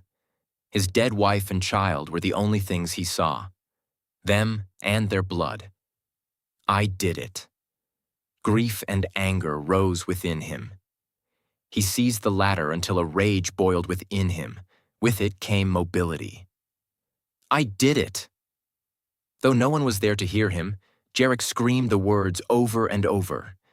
He yelled them at the walls, the furniture, the open window. I did it! Let the world know. It didn't matter. Jerrick stormed the place, toppling everything in his path. The revolving mirror given to Kendra and him as a wedding gift from her parents was the first piece to fall, the glass shattering on impact. Candles set upon Kendra's vanity were knocked away. The vanity itself, handcrafted by his own poorly skilled hands, tumbled over after them. Kendra's hairbrush and a small collection of hand-mixed lotions and powders crashed to the floor along with it. Jerrick cried out, knocking his own dresser to the floor. Finally, with nothing left to topple, he stopped. His gaze fell on Kendra and Anna, and he went silent. You know what you must do. The voices again. But this time a foreign serpentine one joined their litany. It didn't matter. He saw the sword, his sword. The naked, blood-stained blade lay across the foot of the bed, and he knew what to do. What must be done? Picking it up, Jerrick held the blade before him. Slowly, he dipped his forehead so it just touched the weapon's edge. Then he turned the blade upon himself. Jerrick's eyes met his wife's lifeless ones for one instant. Someday, somehow, she might forgive him. But he'd never forgive himself. Jerrick leaned against the tip of the blade. "There is another way." Jerrick paused. The voice was new and unrecognizable. Silence, but only until the other voices returned. "No," they said, a snake's hiss ruling them. "There is only the one way. Do what must be done, and be done with it." Jerrick's grip on his sword hadn't relaxed. "I killed them," he said to the room. "Did you?" The solitary voice again. "See for yourself. Judge for yourself." Jerrick felt faint, and he swooned, unable to keep his legs beneath him. The voices left his mind, and his sword fell from his grasp, clattering to the floor as he went to his knees. Leaning heavily against the bed, he buried his face in the softness of it. The world was like a sea, with him dipping and rising with each wave. Nausea set in, and Jerrick clenched folds in the sheets as if holding a lifeline. Then the motion stopped. Jerrick lifted his head and was dumbfounded. The room was gone. In its place was another. It was a simple affair.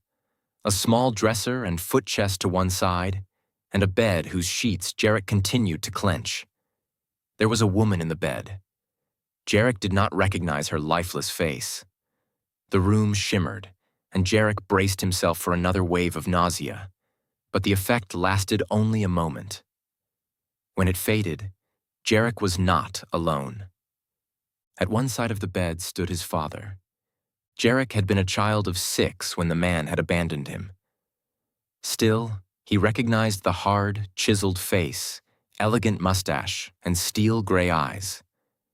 Jerrick's father gazed upon the woman. Gently, he leaned over her and kissed her cheek. Then he straightened and looked at Jerrick. "I killed her." Surprised, Jerrick found the voice his own, the words his. He had been 6 years old when they had had this conversation. But this wasn't right. His mother had died giving birth to him, 6 years before he and his father had spoken thus. "No, Jerrick, you did not do this." His father's voice was strong but weary. Memories, so gray and dim, Jerrick was not certain they were even his own, passed through his mind. He remembered their last conversation, when his father had looked upon him and said the words that had haunted him since Kendra's death. Yet now, Jerrick realized for the very first time, those words had not been his father's, but his own. "It is because of me she is gone." Jerrick's voice sounded flat and hollow to his ears. As a child, had he truly sounded so empty? "Do not tell me it is fate beyond my control like the midwives in town do." Heady words for one so young. "Fate played no part in this, son." Jerrick's father stared deeply into his eyes. There were none of the accusations Jerrick remembered, only sorrow and regret. "There comes a time, Jerrick, when a man must admit to his mistakes. I did not do so in time, and your mother paid the price. Your mother's death is no one's fault but mine." This conversation had never happened. Or had it?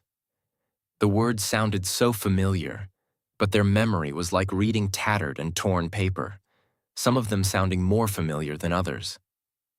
"I must leave, Jerrick. I will return, but it may be some time before I do." His father's voice started to fade. The room swirled again. "No! Wait!" Desperation seized him. "What do you mean? To where do you—" Darkness returned. Then, lightning flashed overhead, and the coolness of rain pelted him. Wind whistled through thick stands of trees, and the ground felt soft and fertile beneath his booted feet. He took steps, not his own. Something was ahead. "See for yourself." Jerrick strode forward, pushing through dense brush to emerge into a place he had never seen before. It was a place of evil.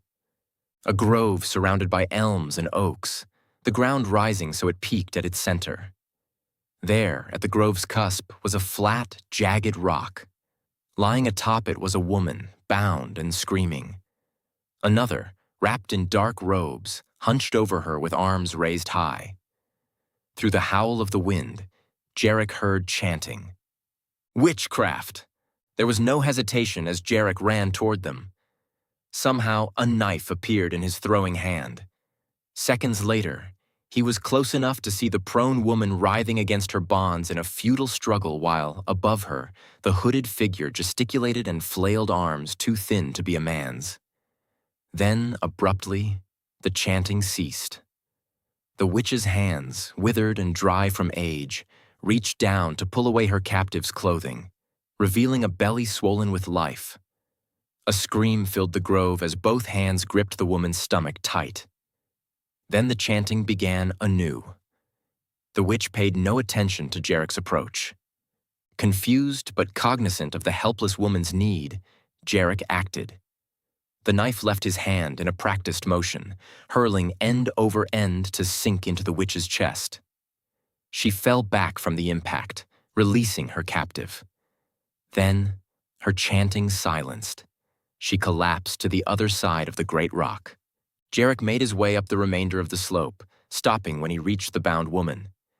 She looked upon him with frightened eyes. Her face was pale and delicate, and looked somehow familiar. Her hair was dark like his own. Jerrick undid the ropes binding her, covering her nakedness with his cloak.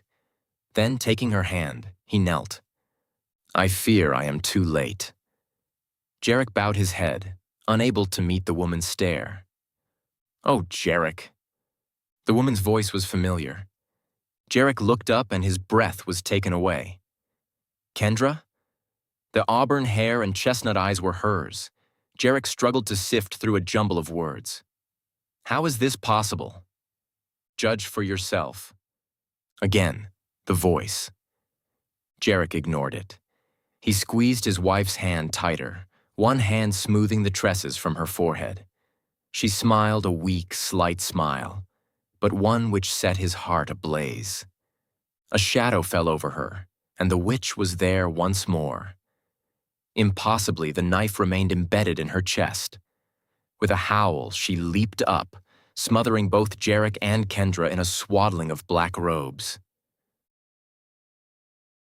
Aliyah sank to her knees amidst the blackened ash and burned-out husks of the tall and proud oaks of Solenkel. But for the wail of the wind, the grove was silent. Foulness ruled here, a reek of soot and ash and smoke and death. The air hung heavy with it, making it difficult for Aliyah to breathe. Holding her arms close, she tried to still her trembling as tears slid unchecked down her cheeks. Far worse than when she had returned home to find her mother and the other dryads wilted and dead. This nightmarish scene left Aliyah unable to speak, think, or react in any way other than to cling to the hope that somehow none of it was real. Her home was gone. More so, the Simmaron had been razed to the ground. This cannot be. But she knew her senses were true. She saw the charred trees, smelled the acrid air. The sounds of the forest were muted, the forest's denizens gone. Even the grove's stream flowed no more. Its bed was dry, the earth, a network of spidery cracks. Though a shrinking isle amidst a sea of darkness, Solenkel had still contained life. Her people's strength, which lingered on even after their deaths, had seen to that, shielding the grove from the worst of the well's sickening taint.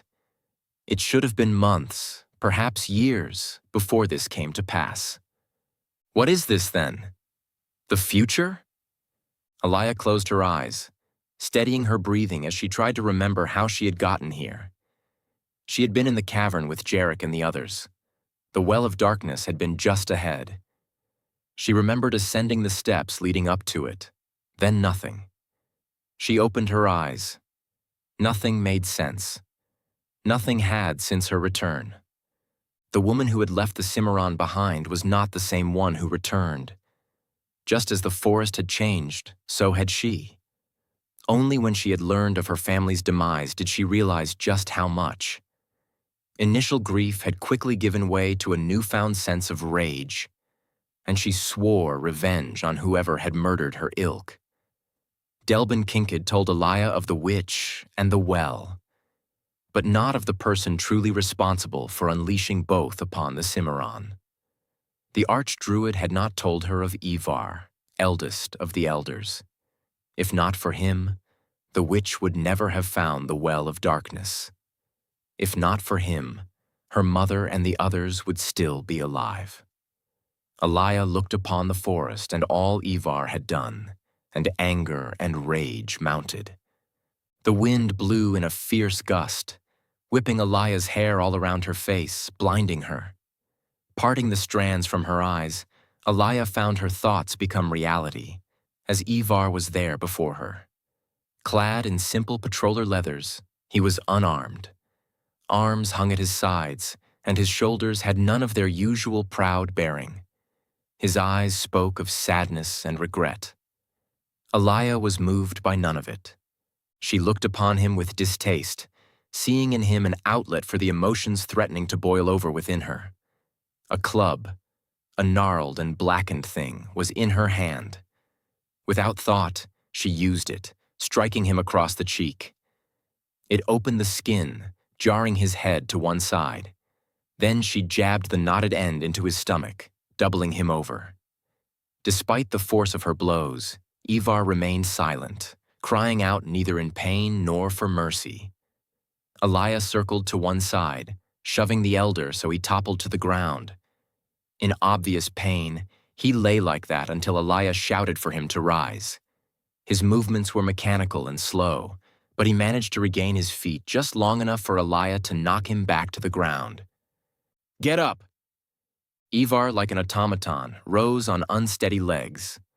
Elia laid into him again, hitting him across the face once, then twice, driving him back amidst a sparse tangle of charred branches hanging nearly to the ground. "Finish him." Elia, club raised, stopped. The words, whispered by a multitude of voices, faded as quickly as they had come, leaving her unsure if she had heard anything at all. Chest heaving, she watched with interest as the stiff and lifeless branches swayed. Is their life still here? Then the wind howled, stirring the branches and dispelling curiosity and hope along with it. Elia returned her attention to Ivar. The elder's mouth bled. The side of his face was swollen and bruised. Elia stared at him. Is this what I have wrought? Pity welled within her.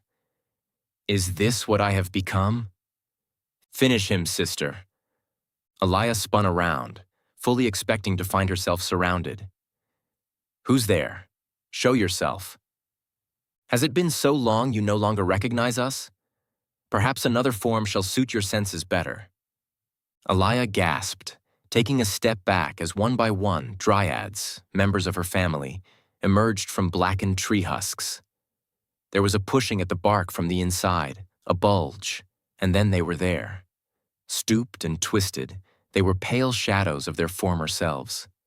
Gone was the grace of their step, the elegance of their standing. Dead like the trees they had come from, these creatures, there were 12 in all, had no claim to calling her sister.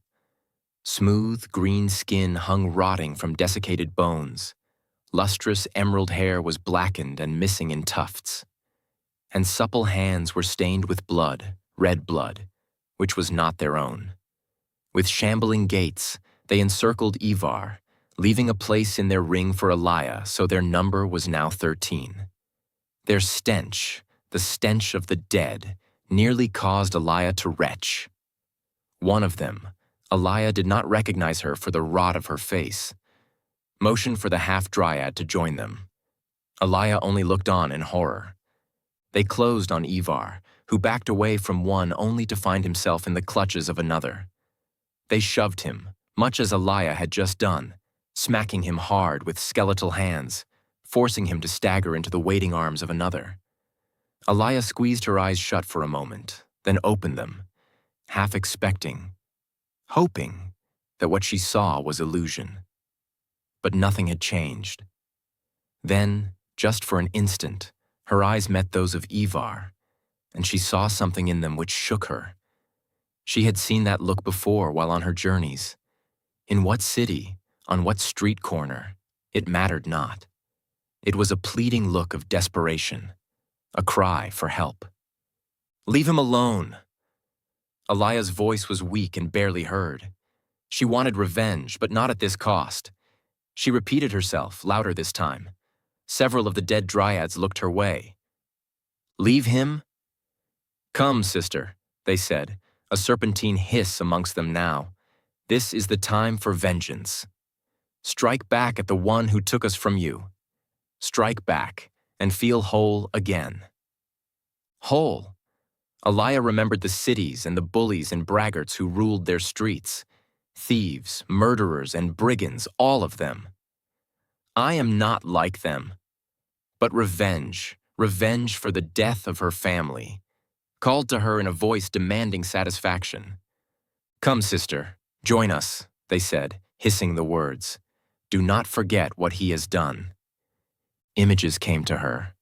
The Simmaron, Solenkel, the Hall of the Wood, all brought down by the actions of this single man. Alaya's blood simmered once more, and she knew there was nothing for her to do but join her sisters. Their ways had always been the same.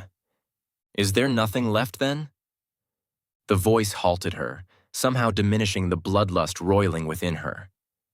"Nothing left of what?" Alaya asked in a whisper.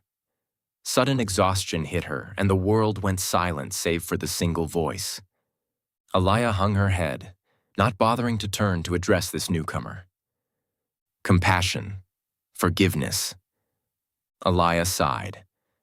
"I want there to be, but it's so hard." The fingers gripping the club relaxed. "How can I forgive him after what he has done?" The voice did not answer, but then Alaya felt a light touch at the back of her shoulders. Gently, the hands turned her so she looked into the eyes of her mother.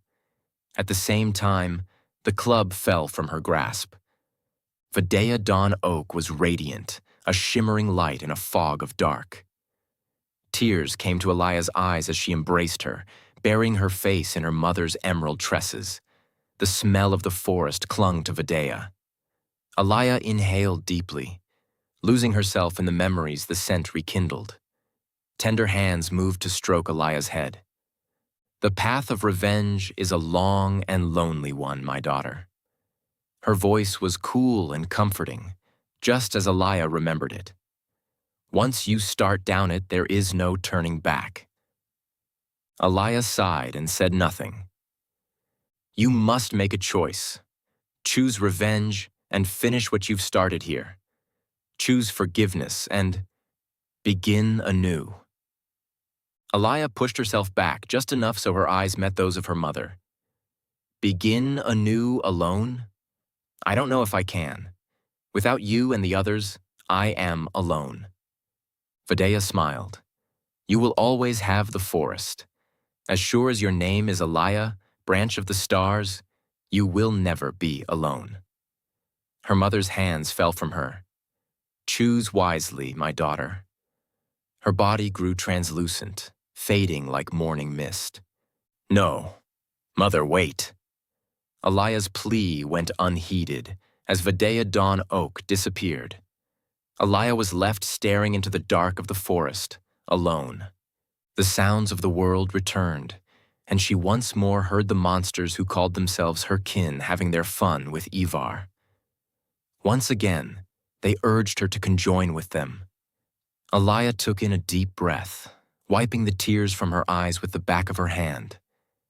She stooped to pick up her fallen club. Her gaze downward, she walked toward the ring of phantasms. Her mother had been right. There was a choice, two paths diverging before her. Neither short nor easy, but for better or worse, a decision had to be made. Alaya took a deep breath and made hers. She gripped the club tighter as she drew closer to the group.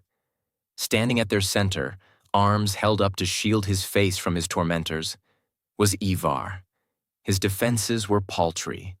Both arms and his face were marked with a dozen or more bleeding cuts. Just like when Elia had assaulted him, he made no move to counterattack or flee.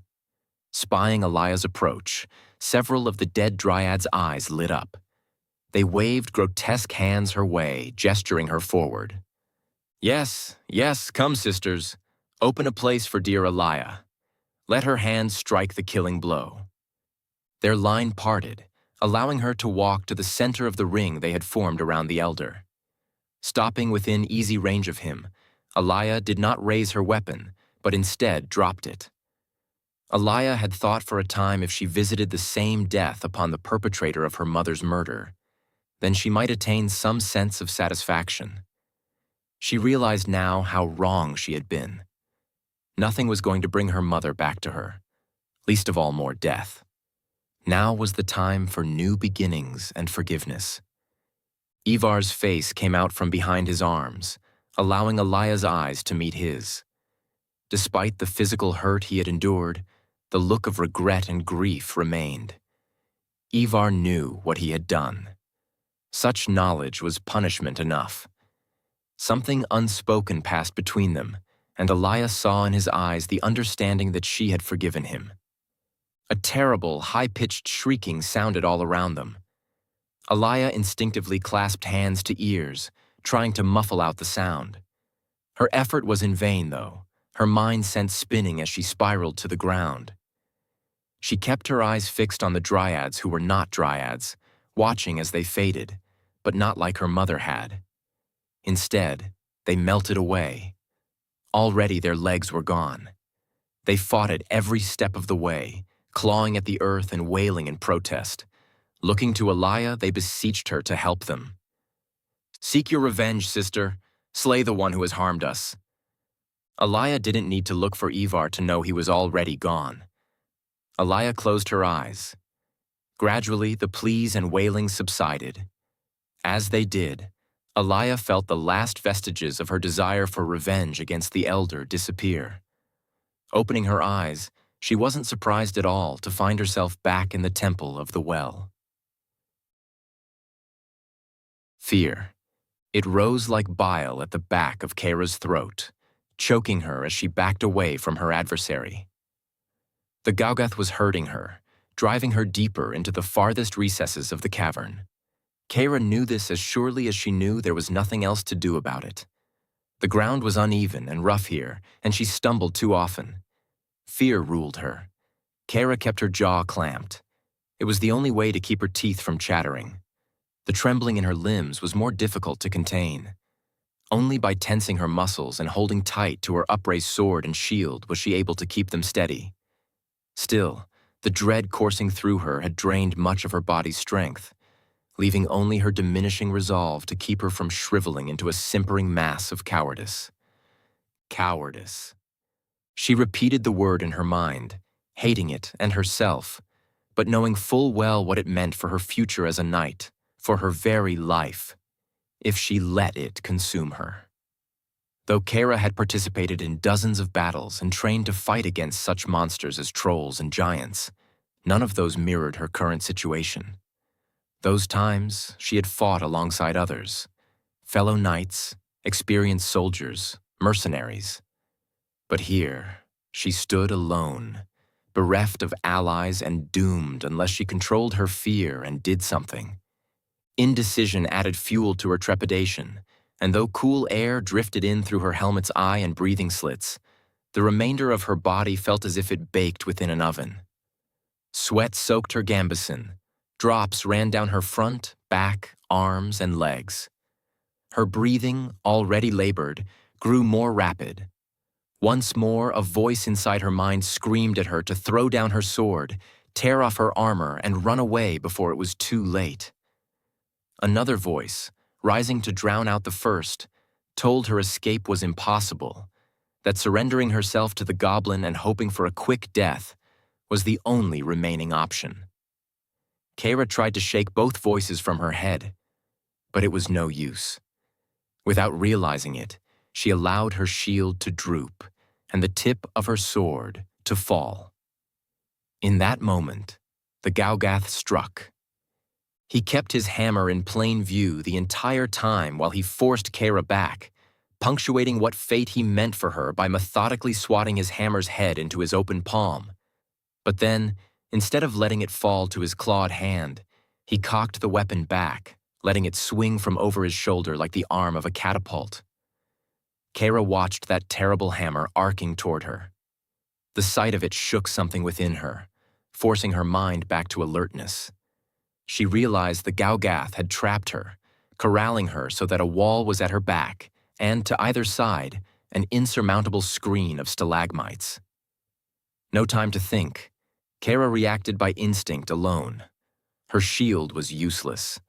There was no hope of parrying such an attack either, and so Kara chose the only option left to her. She rushed her assailant.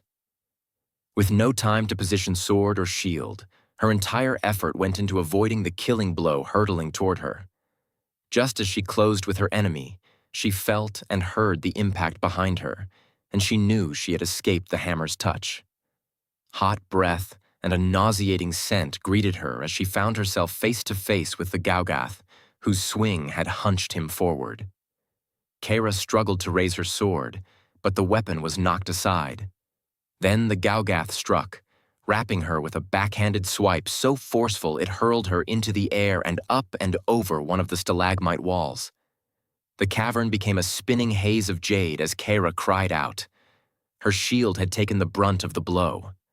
Fiery pain lanced through her shield arm and into her shoulder, and then she was falling. Armor grated on rock as she slammed into the cavern floor, landing flat on her back. There was a moment of gasping as she fought to regain her breath.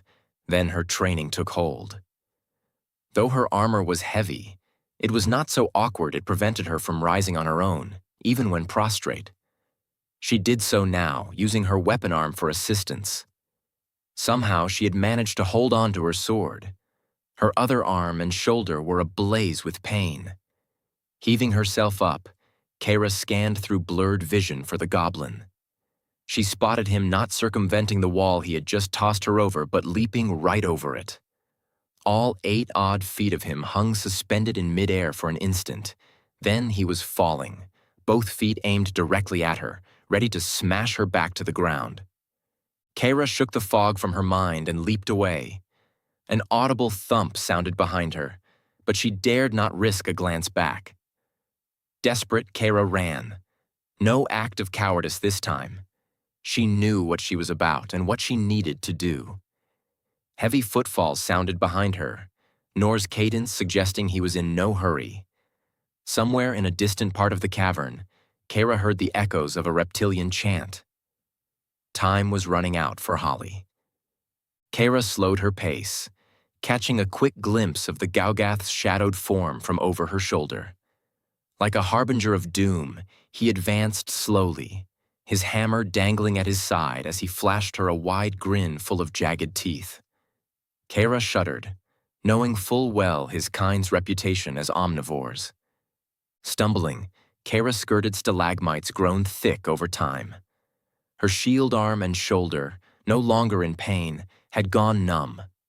Looking ahead, she noticed how the ceiling narrowed to meet the floor. She was running out of room to run. Kara stopped and turned. She steadied her breathing, watching as the great shadow of the Gaugath approached. His path meandered through the cavern's obstructions, buying Kara time. Letting out a deep breath, she let her shield fall from her numb arm and waited. She was scared, but not like before. Scared of failing her friends, scared of tarnishing her family's name, scared of dying. But on her oath as a knight, she refused to let fear rule her. Pushing it down, she buried it beneath the anger her father always said she'd been born with. Sometimes, Kara felt there was little else inside her. She didn't know why. Perhaps because of the persistent need to prove herself, to show her family she was never meant to fit the mold of a prim and proper lord's daughter. They made her so angry sometimes, dictating her life as if it were a minstrel script, all laid out and already decided. Her protests always fell on deaf ears, and her anger only grew. She learned early on the extent of its power, its ability to push her past limits she scarcely thought surmountable. Her liege, Sir Devon, had always thought her anger would result in her undoing. Her weapons master offered a contradictory assessment, believing it provided her great strength, but only if she learned to control and channel it properly. She thought both of them correct to some degree. Now she embraced it. She had come too far, sacrificed too much to let fear conquer her now, and she'd be damned if any goblin, regardless of its size, was going to slay her without a fight. Let this goblin come. Let him come and know he'd fought a knight of the order. A knight who had met him in single combat, pitted her sword against his hammer, and put all on the line in defense of honor and duty.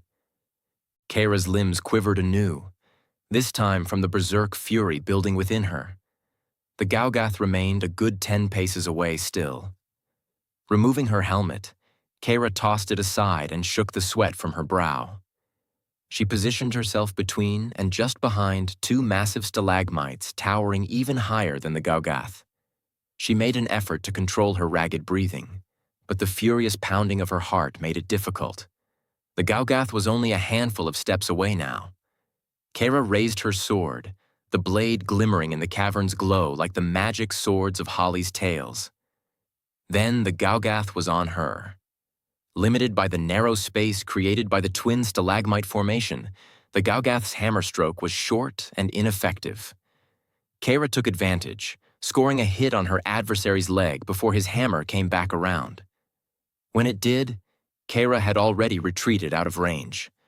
Nor let out a roar and rumbled forward, using his sheer size to drive Kayra back. Kayra let him, moving so she circumvented one of the towering stalagmites. Not bothering to follow her around it, the Gaugath simply took his hammer to the thick formation. His first stroke sent a shivering of cracks up and down the stalagmite's limestone surface. Bits and pieces crumbled away, and a smattering of dust rose up and into the stale air.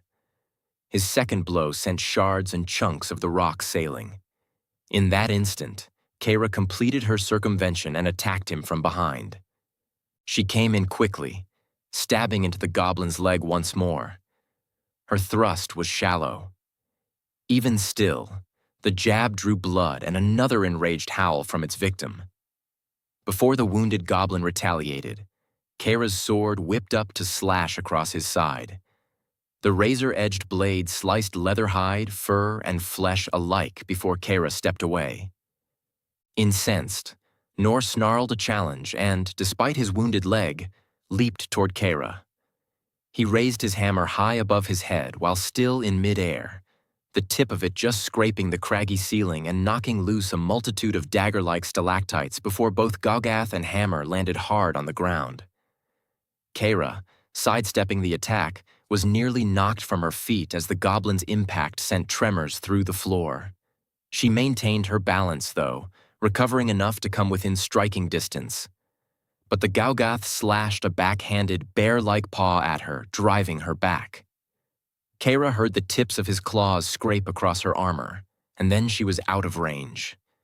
But only for an instant as the Gaugath pressed the attack again. His hammer came at her in a sidelong, swiping motion she just managed to duck beneath.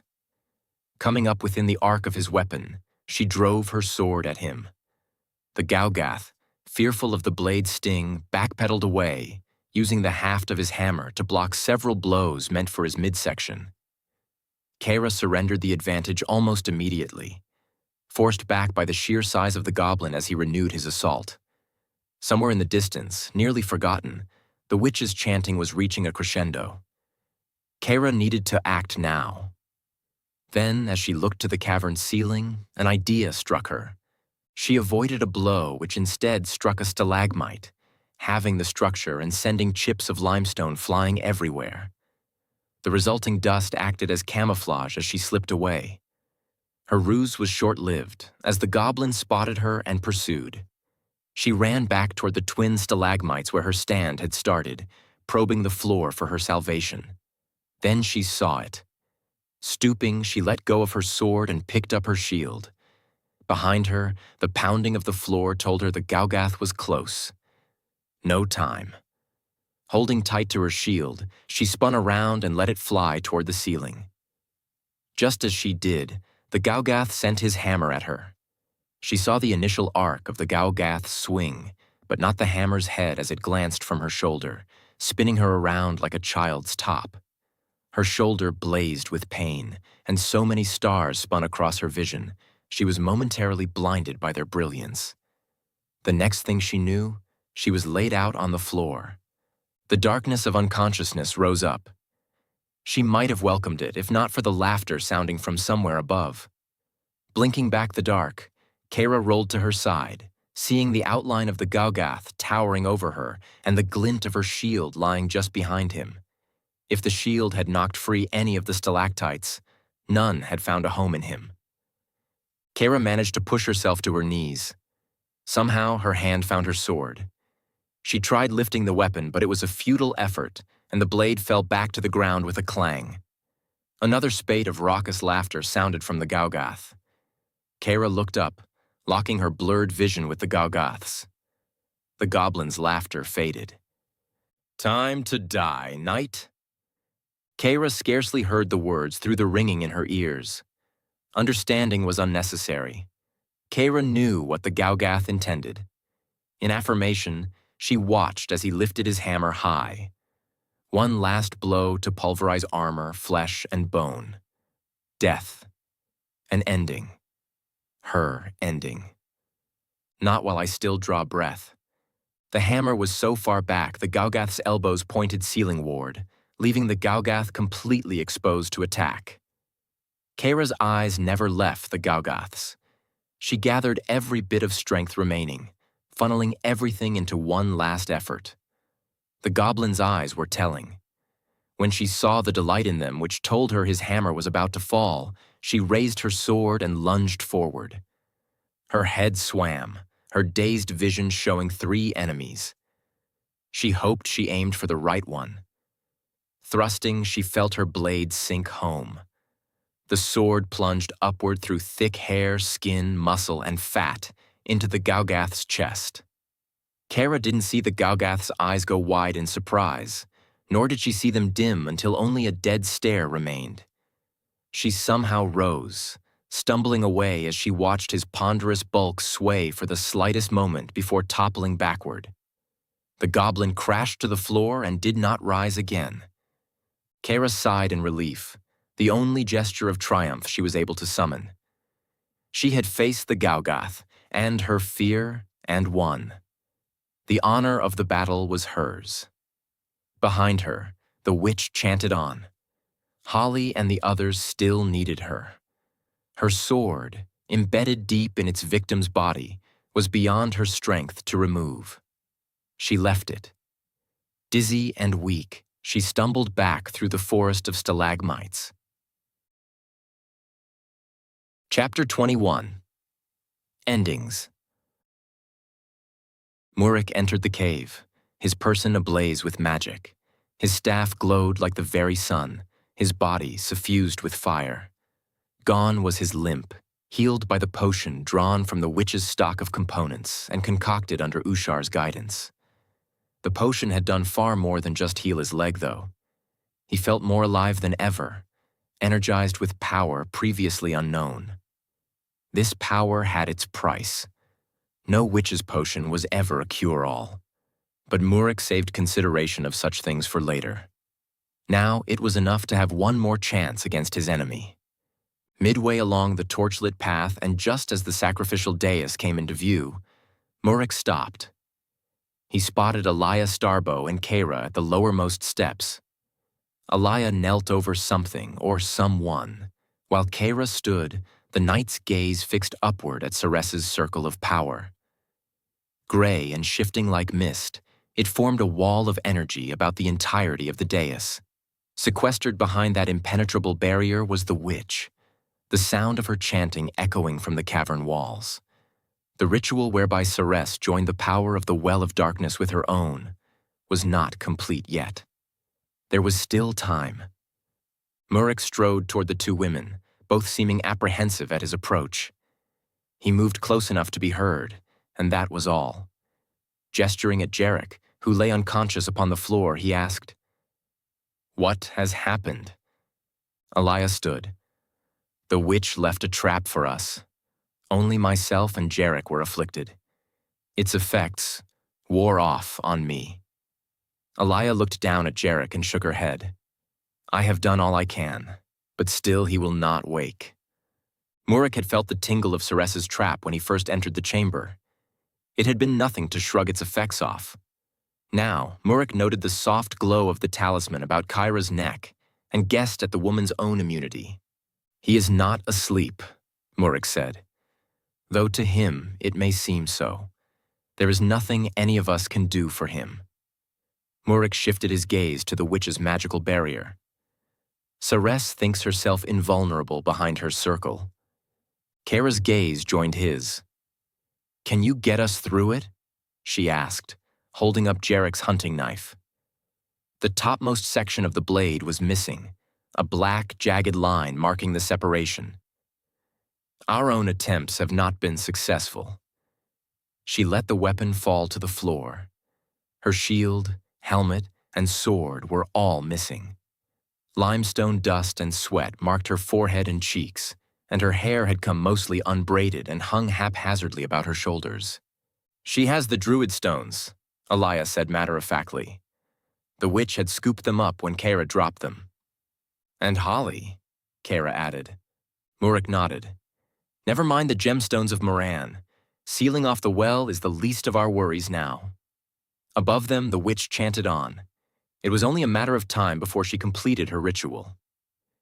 "Stay here," Murik ordered. "I will see to the circle. Be prepared, though. A circle of power is a potent source of magic. When it collapses," Murik gestured toward Jerrick, "pull him as far away as you can. Stay with him until it is safe to approach." "What of you?" Alaya asked. Murik looked at each of them. It was a quick look, but one which spoke volumes. "Best you go." "What about Holly?" Kara asked. "You mustn't—" "Holly will remain unharmed. The same cannot be said for Sorceress. We must hurry. She must not be allowed to complete her spell." Murik moved away without looking back, taking the dais' steps in 2s and 3s until he reached the wall that was the witch's circle of power. The ruins etched upon the floor, the source of the circle's power, were aglow with yellow interlaced with ebon. Peering through the magical barrier, Murik spotted Sorceress, her scaly arms outstretched over Sarengrave's well. One hand was open, palm facing down. The other gripped a small, dark vial. Her hood was thrown back and her eyes closed. The well's viscous fluid seethed and boiled. Its foul energy beckoned forth by the chanting of the witch. Holly was there too, off to one side, chained and unmoving but for a hand absent-mindedly stroking Ash's side. The dog was draped across her legs like a lifeless doll. The marks of Sorceress's claws raked across his side. Murik's gaze moved from Ash back to the girl. Her features were contorted in pain, her skin tinged with green from her prolonged proximity to the well. The great druid sentinels, cold and lifeless, witnessed the entire affair in silence. From somewhere high above, moonlight shone down through the ceiling to bathe all upon the dais in an eerie luminance. Murik gathered his magic, concentrating all of his energy into his alderwood staff right before he plunged it into the circle of power. The wall crackled, spidery tendrils of magical energy bursting forth in all directions as half the staff's length pierced it. His action attracted the witch's attention as she halted her chanting and centered her gaze upon him. Murik dared not meet her stare, else his concentration falter, but he imagined the look of disbelief and annoyance stamped there. It gladdened his heart and imbued him with new resolve. Sorceress must have felt it too, for she moved into action, walking around the well so it stood between her and the sorcerer. Murik watched her with interest. Using her free hand, the other still clutched the black vial, she pulled forth a heart, shriveled but purple-red with lingering vitality. Long, scaled fingers wrapped around the organ as if it were a child's ball as she extended it out over the well. Then she squeezed. 1, 2, 5, 9, 12. One more, a total of 13 drops of blood, fell from the heart and into Sarengrave's well before Ceres tossed the crumpled organ aside. A vial appeared in her hand, this one filled with a fine red powder, which she unstoppered with a practiced motion of her thumb. Sprinkling its contents over the spot where the drops of blood had mixed with the black murk of the well, she mumbled the words to a spell. Once she finished the incantation, she continued on her way around the well and toward Holly. She did not give Murik a second glance. Murik's eyes followed the witch for a moment before his gaze returned to the well. He neither sensed nor saw any change in its simmering surface. But blood and a witch's component had been mixed with the unwholesome power of a god long dead. Murik expected nothing good to come of it. Redoubling his efforts, Murik focused on breaking down the circle before the witch's latest spell came to fruition. There, Murik perceived the first-minute cracks forming in the circle's essence as, all around him, lightning-like energy flared and crackled. He seized on several of the cracks, forcing his own energy between them like a wedge. Slowly, the chinks widened. Then a hand emerged from the well. The well's liquid clung to it like sludge, as the hand fumbled at the pool's edge closest to Murik. It found purchase, and another hand followed. Arms, head, and shoulders appeared next, as the creature clambered over the side and stood. It was unclothed, its skin sickly and rotted. Bone poked through in places where gray-white flesh was missing. Those areas of skin remaining were pockmarked with welts, blisters, and other scarring indicative of one afflicted with the rotting diseases of Sarengrave. But for the sucking noise of its feet lifting from the floor, it was silent as it advanced on Murik. Behind it, others rose from the well. In all, there were 13, one for each of the drops Ceres had squeezed from Skave's heart. As one, they moved toward Murik. Unwilling to abandon his efforts, he hesitated. Discretion ultimately won out as he withdrew his staff from the circle of power and backed away. The cacophony of magical energy engulfing him faded until only a shimmering of its radiance remained. As Murik turned to descend the stairs, the first of the creatures to rise from the well stepped across the circle's threshold. The abomination passed through unharmed. Its fellows followed. "What are they?" Kara yelled as she neared Murik. "Victims of Sarengrave's priests, made whole again, and now in service to Ceres." "How do we stop them?" Alaya asked. Murik answered by concentrating the flame still blazing across his staff into a burning finger which reached out to touch the lead creature. That single touch was enough, as its decaying form burst into flames. Its advance slowed, and then it toppled, collapsing into a desiccated, burning mass. Even still, the command of the witch was strong, and melting, rotted fingers groped the floor, trying to pull the creature forward. Then even those were consumed, leaving only a charred husk to mark its passing. The others came on without hesitation, passing their burning fellow without a glance. "There is no time for me to deal with them all," Murik said. "I have succeeded in weakening the witch's circle, but must be given the opportunity to complete its negation." "Do what you need to do, sorcerer," Kara said, flourishing Jerrick's sword. "We'll do what we can." Murik nodded. "Whatever you do, do not let them touch you. They carry with them the well's potency." Then he leaped forward, blazing a path through the creature's ranks with his sorcerer's flame. 2 fell, and then another, and then he was through. Just behind him, Kara headed off a trio which turned to pursue Murik back up the stairs, while Alaya used her dagger to hold off several more. The moment Murik reached the edge of the circle, he plunged his staff back into it. Once more, sorcery battled witchcraft as he probed for and soon found the small cracks he had chiseled there already. Wedging the power of his magic into them, He exerted his will and the power of his staff. Within the circle of power's protection, Ceres had unchained Holly and now held her suspended over the well by the neck. Murik saw the terror in Holly's eyes.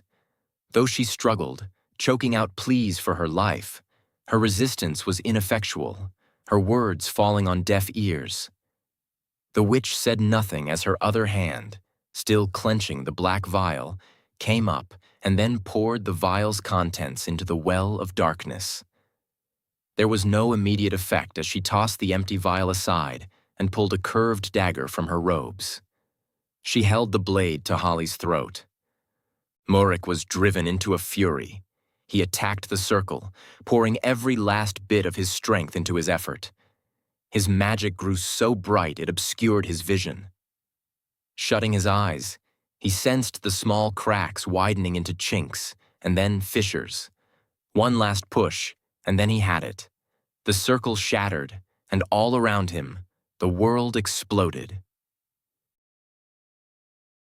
Catching only a glimpse of the witch hurtling at them, Jerrick used his own body as a shield to cover and protect his wife.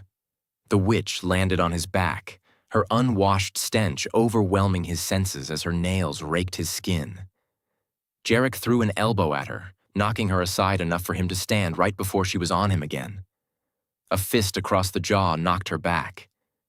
She seemed a frail thing, her hooded head reaching only to Jerrick's shoulder, but moved with such quickness she'd closed again and, using a sharpened nail, drew a fine line across Jerrick's cheek, all in the span of a breath. Jerrick seized the witch by the arm. Pulling her closer, he slammed his fist into the aperture of her hood, hitting her squarely in the face. The blow stunned her, and she went limp in Jerrick's arms. Holding her at arm's length, he ripped her hood away. The face he saw was no face at all, for there were no eyes, nose, ears, or mouth. Like a blank slate of flesh, it was hairless but for gray, wispy tendrils sprouting from her head. Jerrick took hold of her shoulders and shook her. "Tell me who you are." Some part of Jerrick's mind recognized the witch had no mouth with which to answer him, but he didn't care. He shook her again, rage and frustration guiding him. Then a chain, a gold chain which hung about her neck, slipped out from beneath her robes. Jerrick seized it without thinking, lifting it so he saw, dangling at its end, a medallion whose face depicted a clawed hand grasping at a circular disc. The witch came back to consciousness and, with surprising strength, shoved Jerrick backward.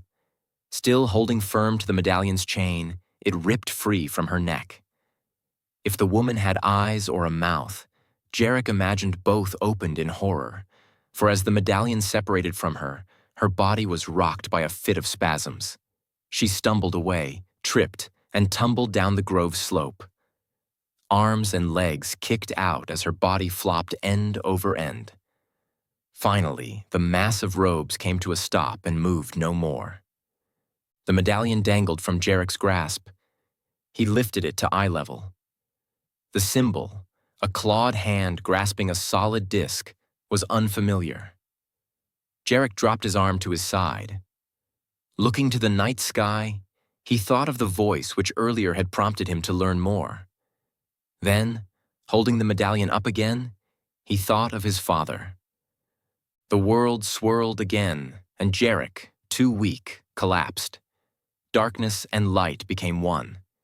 Kendra was gone, the grove replaced by the room where he had seen his father. But now, the woman, his mother, was the place's only other occupant. The fragrance of her, rosewood mingled with traces of neroli, overpowered the smell of death, and Jerrick closed his eyes, basking in the scent he somehow remembered as hers. He clung to it, finding solace in the gentle fragrance. Then he opened his eyes. Rising, Jerrick took careful steps to the side of the bed, where he looked upon her. She had died in childbirth, so he had never seen her face. Or had he? As an infant, he had seen her. But the memory was so distant, so buried beneath layer upon layer, he'd no conscious memory of her. Now he recognized her face as one he had known all his life. More than that, he realized the woman he had first spied upon the stone altar and the one now lying before him were one and the same. But the actions I took, the words I spoke, neither had been mine. Whose then? Thoughts of his father returned, and he suddenly realized the swelling of his mother's belly, her unborn infant, had been him. Jerrick swooned, lowering himself to the floor before he fainted. The instant he settled his back to the bed, he heard her frail whisper, "Jerrick, is that you?" Turning, he went to a knee and took Kendra's hand without wondering why or how she was suddenly there. Her eyes, always so beautiful and full of life, were half closed. Her hair, matted to her forehead with sweat. The bulge of her stomach was absent, their stillborn daughter gone. Their eyes met as her eyelids fluttered open. "I'm here, Kendra." He gripped her hand tighter, seeing in the paleness of her face that the end was near. His presence was the only comfort now. "This isn't your fault, Jerrick," she said, her voice a whisper. Jerrick wiped the sweat from her forehead and shushed her. "Isn't it?" Jerrick thought of the grove, of his mother, and of the witch who had clenched her belly with obvious deliberateness. But to what purpose? A hexing, a malediction, a curse, one which had been passed through the womb to Jerrick. But what did his mother do to deserve such a fate? "Fate played no part in this," Jerrick's father had told him. "Your mother's death is no one's fault but mine." Jerrick's mother had done nothing. It was his father. It always had been. Jerrick had spent years blaming himself, wondering what he had done to bring death's scythe down upon those he loved, when it had always been his father's doing. Somehow, the man had crossed paths with a witch, and Jerrick's mother, Kendra, and their baby daughter had paid the price. Jerrick thought of Anna, and his heart sank.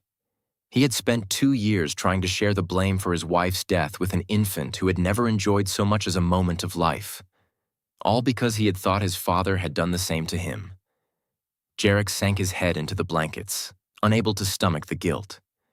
Then he felt a squeeze at his hand.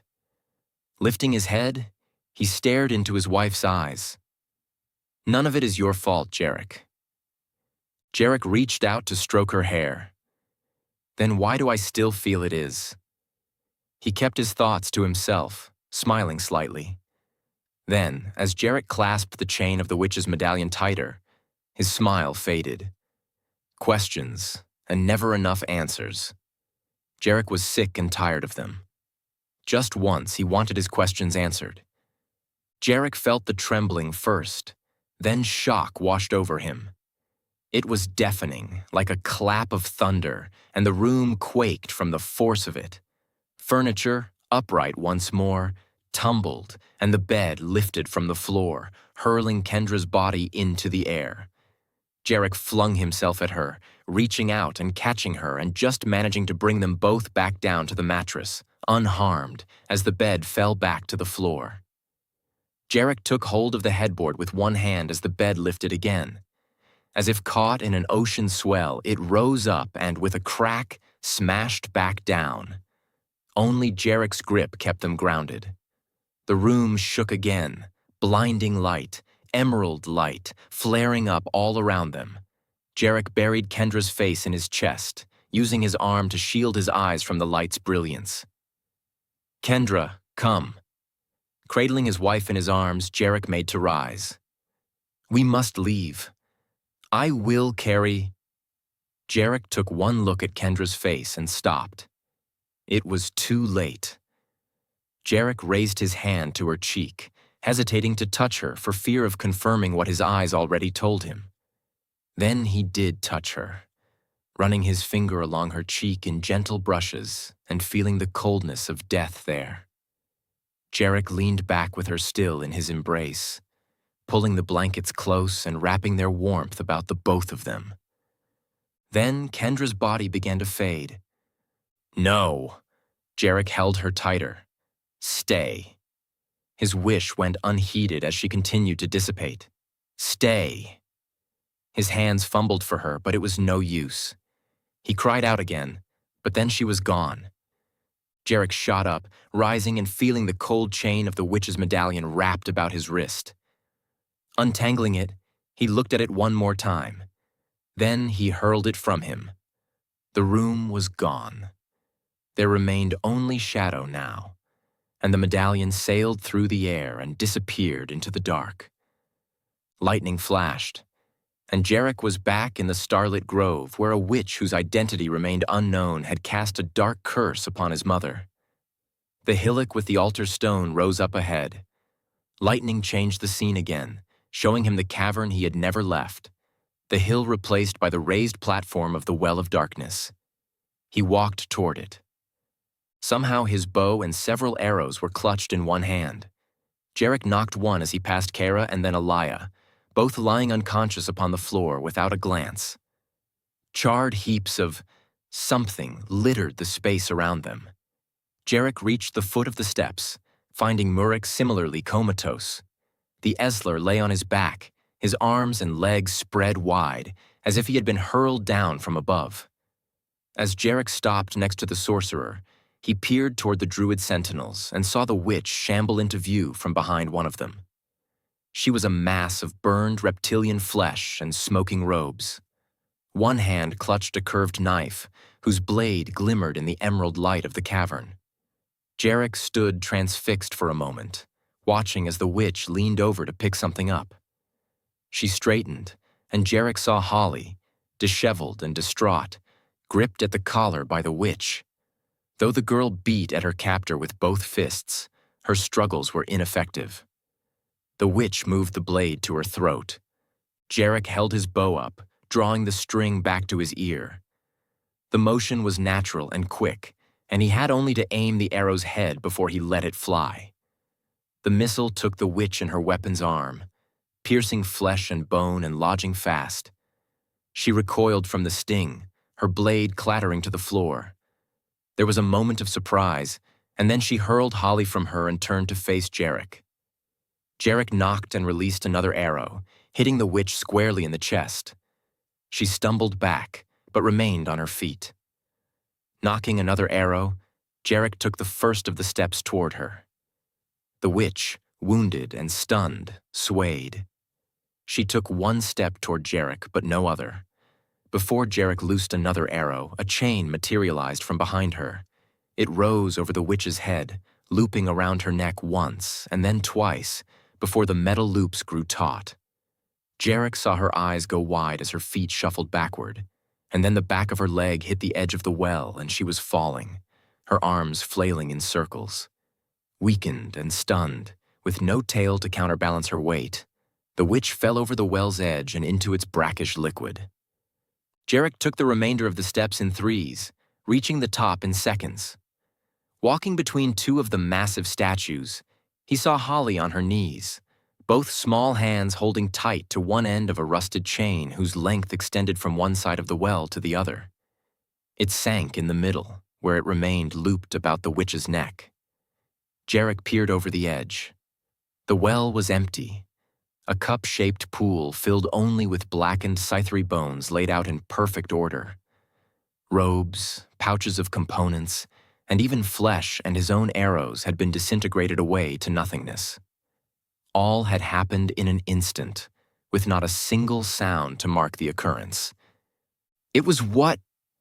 Holly said, taking in a deep, ragged breath.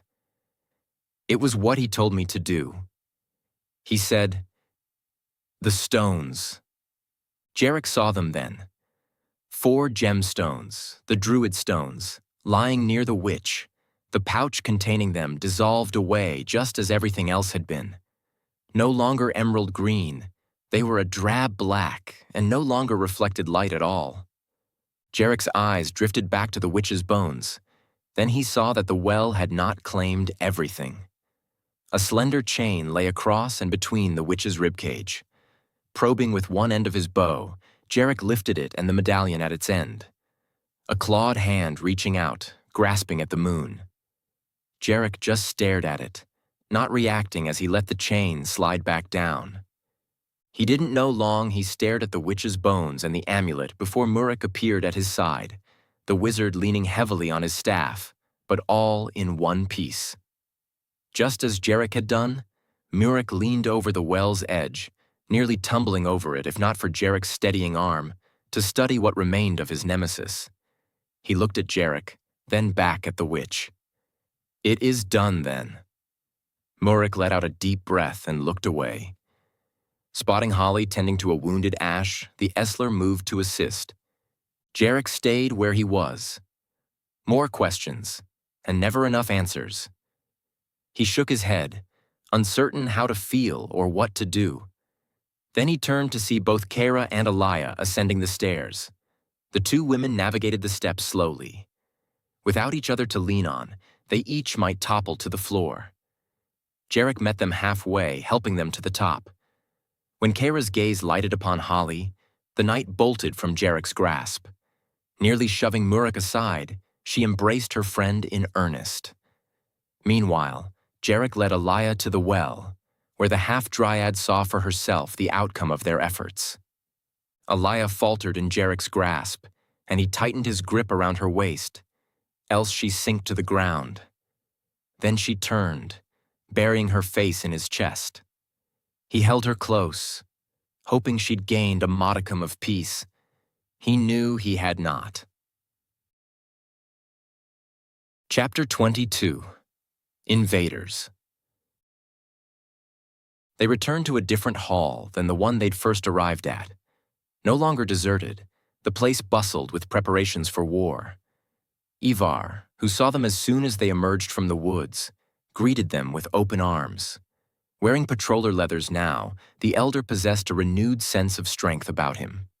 He quickly explained how, after waiting until midnight as instructed, he'd gone to find the patrollers already waking from the witch's spell as if from a nightmare. He'd then rounded them up and led them back to the hall. No one was allowed a moment of idleness, for everyone knew the goblins of Greth were coming. "Do we know how many yet?" Jerrick asked Ivar. "We sent out scouts, though not all of them have returned, but so far 3 full battalions plus at least 6 vanguard patrols. The vanguards are well into the forest. The core of their invasion force was just entering when our scouts arrived.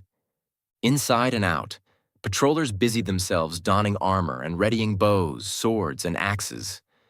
Cooks fired up ovens, and smiths stoked their bellows.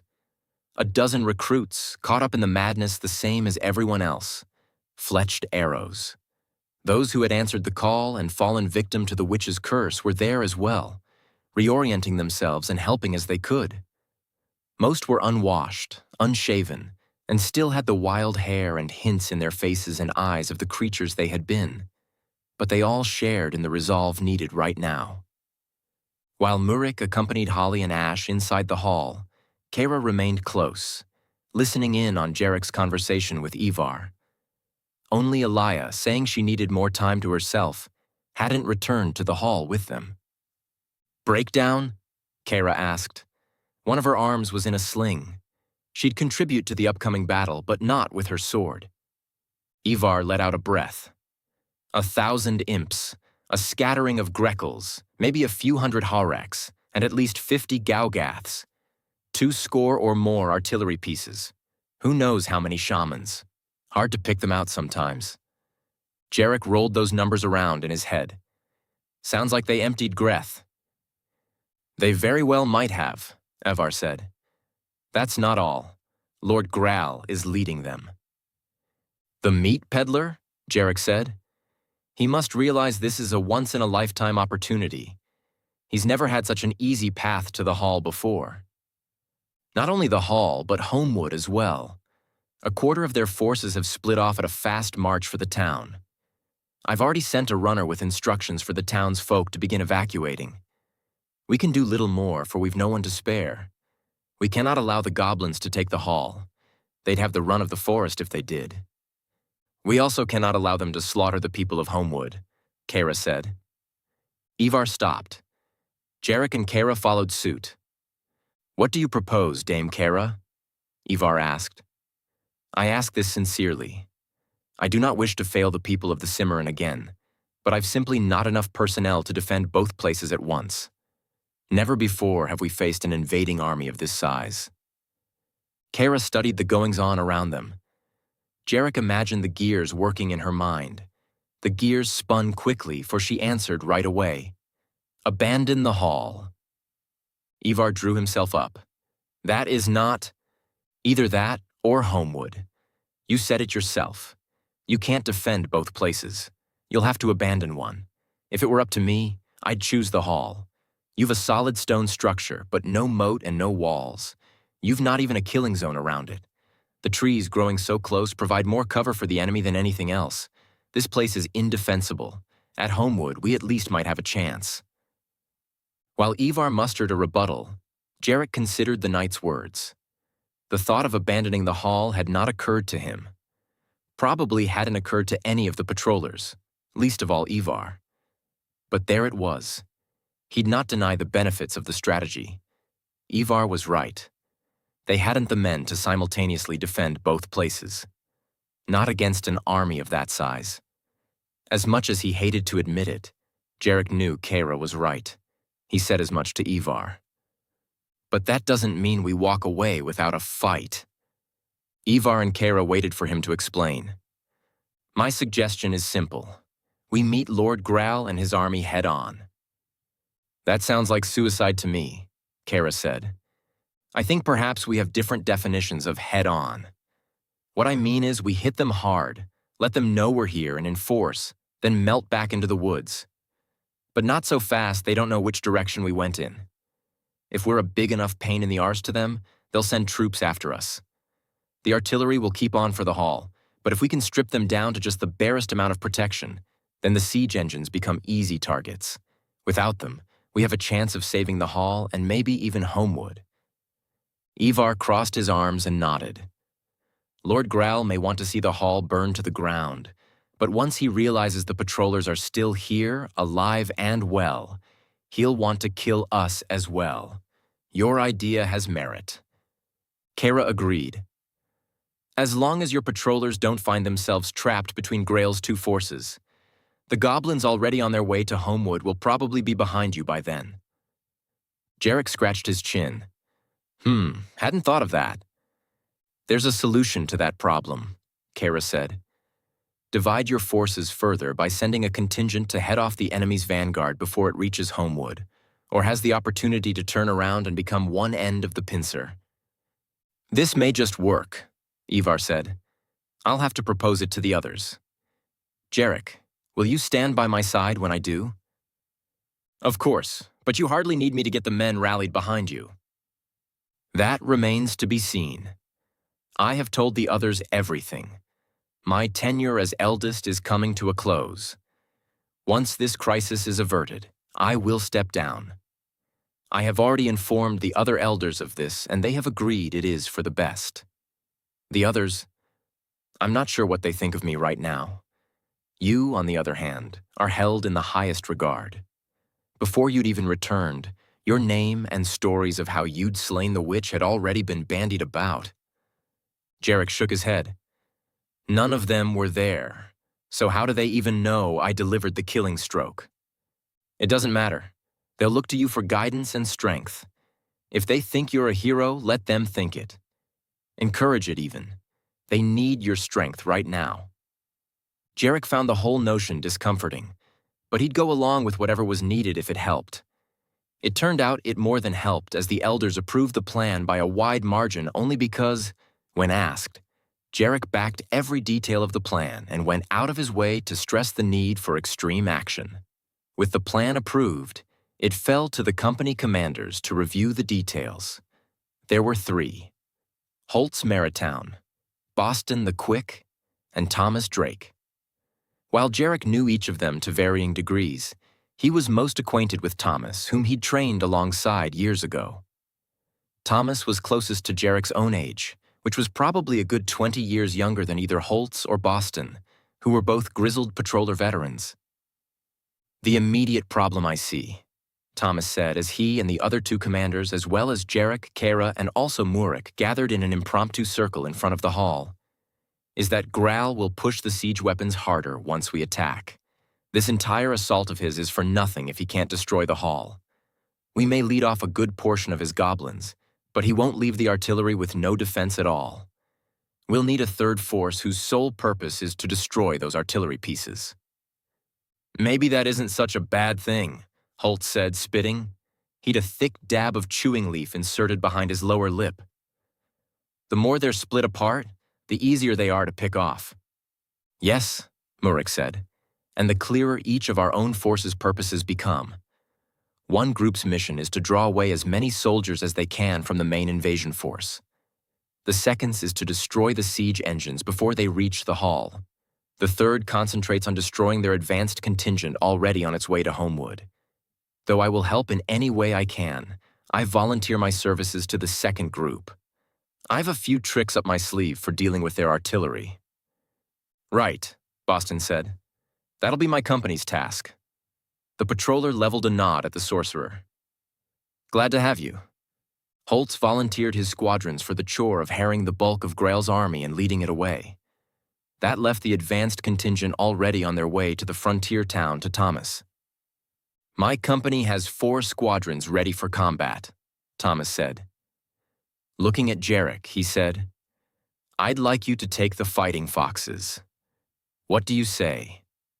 Jerrick had nothing at all to say, as he found the assignment both humbling and overwhelming at the same time. The Fighting Foxes, or 3rd Squadron, consisted of 4 squads with 10 men to each squad. That meant 40 men under his command. Since he'd never commanded more than a single squad, and even that for only a short while, he thought Thomas should know. "You know my experience, Thomas. Before I left, I was pulling solitary rover duty, hiking back and forth across the Ugles. Leading others has never been my strong suit." "I don't agree." Thomas remained as direct as he was pragmatic. "Your problem has always been you don't give yourself enough credit, Jerrick. The 3rd Squadron is yours. If circumstances were different, I might consider your hesitancy. But we need every patroller in this, making their best contribution. Your best contribution is going to be leading this squadron. Understood?" Jerrick knew his duty. If it meant stepping up, then that's what he was going to do. He went rigid in a soldier's formal stance and saluted his new company commander. "Yes, sir." The 3 commanders split up after that, each seeing to their individual preparations. Kara, who winced in pain at almost every movement, was assigned the duties of an adjunct to the Council of Elders, where her input would continue to influence their decisions throughout the battle. Jerrick wished both her and Murik well. Then he went off with his new commander to meet the other 3 squadron captains and receive his individual instructions. Introductions were brief due to the nature of their situation, and so Thomas sat them all down and jumped right into the plan. By necessity, the first part focused on Jerrick and his new squadron. Thomas laid out his orders to him. "You're to take your men to a point ahead of the goblins' advanced contingent. Your job is twofold. First, you need to slow or stop their advance. Second, you need to keep them occupied enough they don't realize the other squadrons are swooping in from behind. Once they're trapped, we cut them down without reprieve. Not one goblin walks away from this. Understood?" Nods went all around. Jerrick cleared his throat. "I'd recommend an ambush. That part of the woods, there's a number of ravines and gullies they'll have to pass through." "How about arrow sweep?" one of the other squadron captains said. "You'll have the advantage of the high ground." "I was thinking more of the ravine at the other side of Potter's Grove," Jerrick said. "Arrow sweep has an old stream bed leading out and away. If the goblins are smart, they might retreat into it and get away before we can circle round to stop them. The ravine by Potter's gives us the high ground, and there's no way out of it except forward or back. Back isn't going to do them any good. Forward, they'll have to run the gauntlet on my archers, which won't do them much good either." Thomas nodded his assent. "You've got the right of it, Captain Bur. Anyone disagree?" No one did. "Good. Your men are already assembled in Elder's Grove, Captain. Best you get there, take charge, and get them moving. Ask for Sergeant Harsey. He'll get you introduced and knock some heads if anyone questions your authority. You remember him? Jerrick chuckled. Don't reckon anyone ever forgets Sergeant Hard Arcee, sir. Thomas smiled. No, don't reckon they do. Good luck. Jerrick left with a parting salute and best wishes from the other captains. Elder's Grove was only a short distance from the hall. There he found the third making their last preparations. Standing tall amidst them was Hard Arcee. Jerrick was just thinking of how to explain to the sergeant that he'd been given command of the foxes when, at first sight of him, Sergeant Arcee came to instant attention. Captain present! Sergeant Arcee's shout sent a lightning bolt through the squadron's men and women as those sitting jumped to their feet and joined the others in a rough assembly. When they were in formation, Arcee stepped forward and saluted Jerrick. The man was every bit the bear Jerrick remembered, right down to the massive shoulders, thick beard, and twin axes hooked into his belt. Jerrick returned the salute and extended his hand in greeting. Good to see you, Sergeant. Arcee nodded. The same. Commander Drake told me he had you in mind for squadron captain, so we've been expecting you. Damn fine choice, if I may say so, sir. Me and the foxes heard what you did to that goddamn witch. We're all grateful. I did what any one of you would have done, Jerrick said, raising his voice so all heard him. I'm afraid we don't have much time for introductions. Some of you I remember from my time in service. Others look like new faces. Young faces, Jerrick thought. I'll meet each and every one of you once our job is done. I have our orders from Commander Drake. We're to head off the goblins making their way for Homewood. Any questions? Good. Sergeant, let's get the men moving. Hard double file march. We'll spread out once we get closer to Potter's Grove. Jerrick watched each of his squadron members as they passed, returning their nods. 40 men and women. 40 lives. Every one of them knew what they signed up for when they joined. He knew some of them had seen real battle, but many hadn't. Jerrick saw it in their eyes. But he also saw patroller courage and determination. These men and women were not city-bred, but born and raised on the frontier. They knew the way of things, and that right now the way of things was putting an end to this invasion. Right now, the way of things meant killing goblins. Jerrick waited until the last of them had left the grove before running to take the lead. It was time to kill some goblins. Past Potter's Grove, the landscape dropped off at a steep but not quite sheer angle. At the bottom, an old, long, dried-up riverbed cut a path through the crevasse. The path was wide enough to accommodate 3 or 4 abreast, or maybe a single Gaugath. The other side of the crevasse rose up at an even steeper angle than the Potter's Grove side. The trail into the gorge was the easiest path. Also, it was an ideal place for an ambush.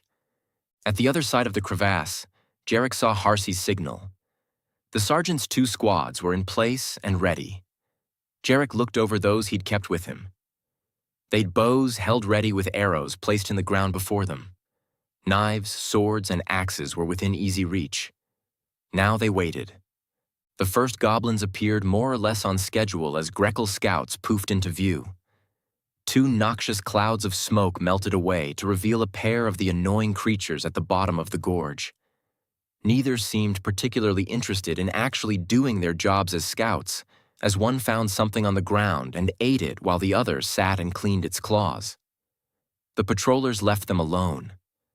Dead bodies along the gorge's path served no purpose other than to alert the others still coming. So as long as the Greckles remained unaware of the patrollers, they posed no threat. Their presence still caused Jerrick's heart to beat faster, though. He settled down only when the Greckles teleported further down the gorge. Another poof, and they were gone from view. Not long thereafter, the first of the main goblin group came into view. Imps were in the lead. Mean and nasty, they were somewhere between a Greckle and a dwarf in size. Jerrick counted 4 across and 15 deep in this first formation, noting also their hodgepodge armor and assortment of flails, axes, and small crossbows. No patroller engaged these first ones, for Jerrick had made it clear they'd wait for the bulk of the goblin troops to enter the gorge before anyone attacked. The next ones came in right behind the imps. These were Horic regulars, not stalkers like Scave, but skilled combatants nevertheless. Jerrick counted 50 of them. 6 Gogaths with hammers resting on shoulders walked amidst them. Another contingent of imps brought up the rear. Poof! Multiple clouds of vapor appeared all around the marching soldiers as Greckles teleported in. 2 were already halfway up the crevasse's slope on Jerrick's side. More observant than the first pair, these 2 immediately looked up the slope. Concealed behind heavy brush, Jerrick fought the compulsion to drop down further as he kept the Greckles in sight. He trained an arrow on one of them while hoping someone else was targeting the other. Then they both vanished. The easiest way to kill a Greckle was to hit it before it jumped. The second, less reliable way was to catch it the moment it reappeared. Since a Greckle needed line of sight on its next location, knowing the direction of its stare right before teleportation was key. Jerrick trained his arrow along that path now, waiting for the Greckle to rematerialize. His arrow was almost pointed straight above him at the sky when the Greckle finally did. Jerrick shot into the telltale cloud of vapor appearing just above a branch overhead. His angle was true as he heard the creature squawk in pain. Another patroller tried to take out the other, but the Greckle's knack for causing bad luck caused the woman's bowstring to snap. Fortunately, another targeting the creature had better luck. The second Greckle fell dead with an arrow through its body. With no more reason to wait, Jerrick shouted the order to engage. Now! Those around him sprang up and let loose their arrows. The patrollers on the other side did the same until, from both sides of the gorge, arrows fell down on the goblins like rain. The imps took it the worst, for as soon as they realized what was happening, their meek sense of order was replaced by sheer panic. Those at the edges forward and back tried to make a run for it, but they only singled themselves out as patroller arrows found them. A few got away, but in such small numbers, it didn't matter. The Gogaths, never ones to take a beating without giving something back, charged up either slope. Despite the steepness, their attempt allowed them to make it almost halfway to the patroller's position before they fell to the ground, looking more like porcupines than goblins. The Horics neither ran nor attempted to climb from the gorge, but instead formed up with shields arranged into a shell-like wall all around them. They managed this after losing only a handful of their number to the initial attack. With their shield wall in place, they showed an uncharacteristic amount of patience and discipline as arrow after arrow bounced off or stuck into their shields. Not a single missile found its way past their barrier. With the Horics pinned down and out of the fight, the patrollers trained their arrows on anything else still moving. Jerrick dispatched a handful of his men to follow the imps who'd gotten away from the forward section. Those fleeing back the way they'd come had a nice surprise waiting for them in the form of Commander Drake's other 3 squadrons. That left only the Horics for the fighting foxes to deal with. A few more arrows were shot the goblins' way, but these were as ineffective as the others, and so the frequency of such attacks tapered off until no one shot at all. "Lower your shields," Sergeant Harsey shouted from the other side of the crevasse, "and we might kill you quickly." The response from the Horics came as no surprise to anyone. "Go shat yourselves, patroller." A handful of arrows lodged themselves in the Horic's shield in answer. Jerrick signaled for his squadron to hold any further attacks as he raised his voice to address the goblins. "Throw down your weapons, agree to leave the Simmaron, and we'll let you live. There's no other way out of this for you."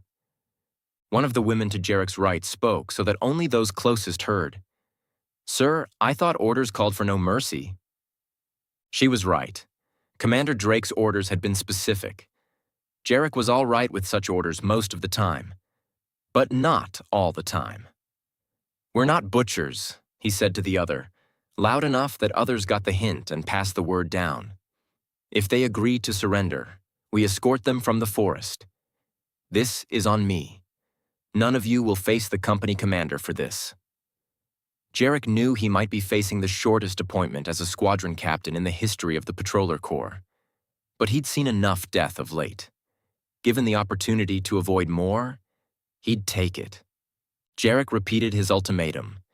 This time he received a response. "Not likely.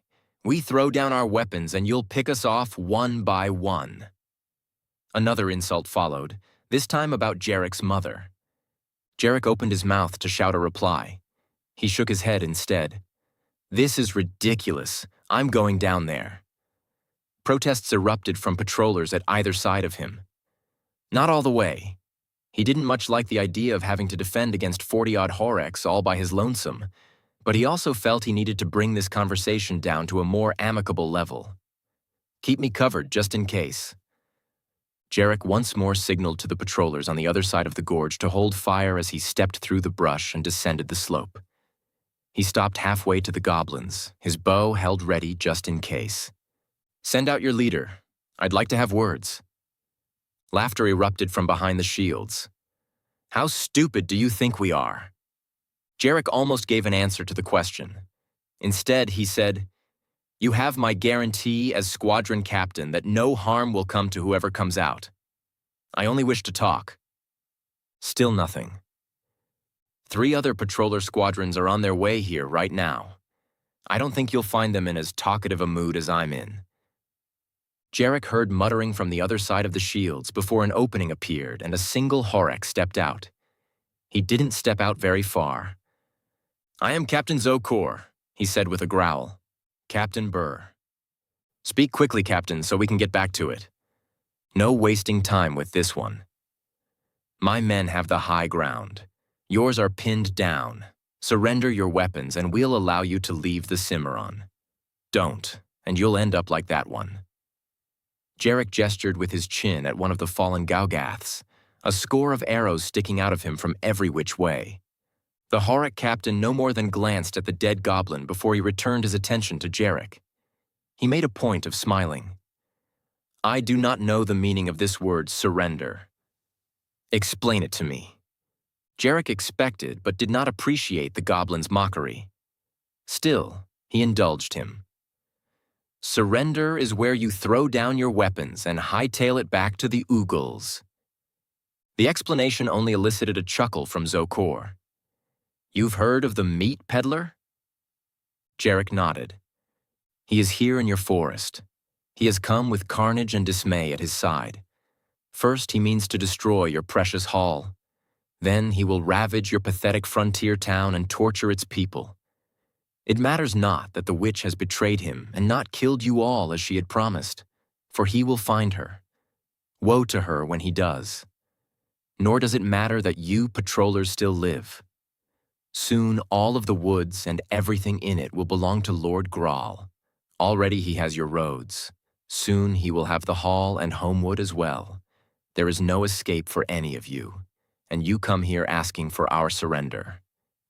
Zokor spat in Jerrick's direction even as the Horeks behind the shield wall chuckled. "What do you mean he has the roads?" It was the only noteworthy thing Zokor had said. The Horek captain smiled, revealing a row of sharp, yellowed teeth. "The first thing we took was Holden Bridge. No one will escape these woods and no one will come to help. Our finest warriors await anyone coming in either direction. Their orders are simple. No one passes." Jerrick did his best to hide the sinking feeling taking hold in his stomach. Homewood's women, children, and elderly were walking right into a trap.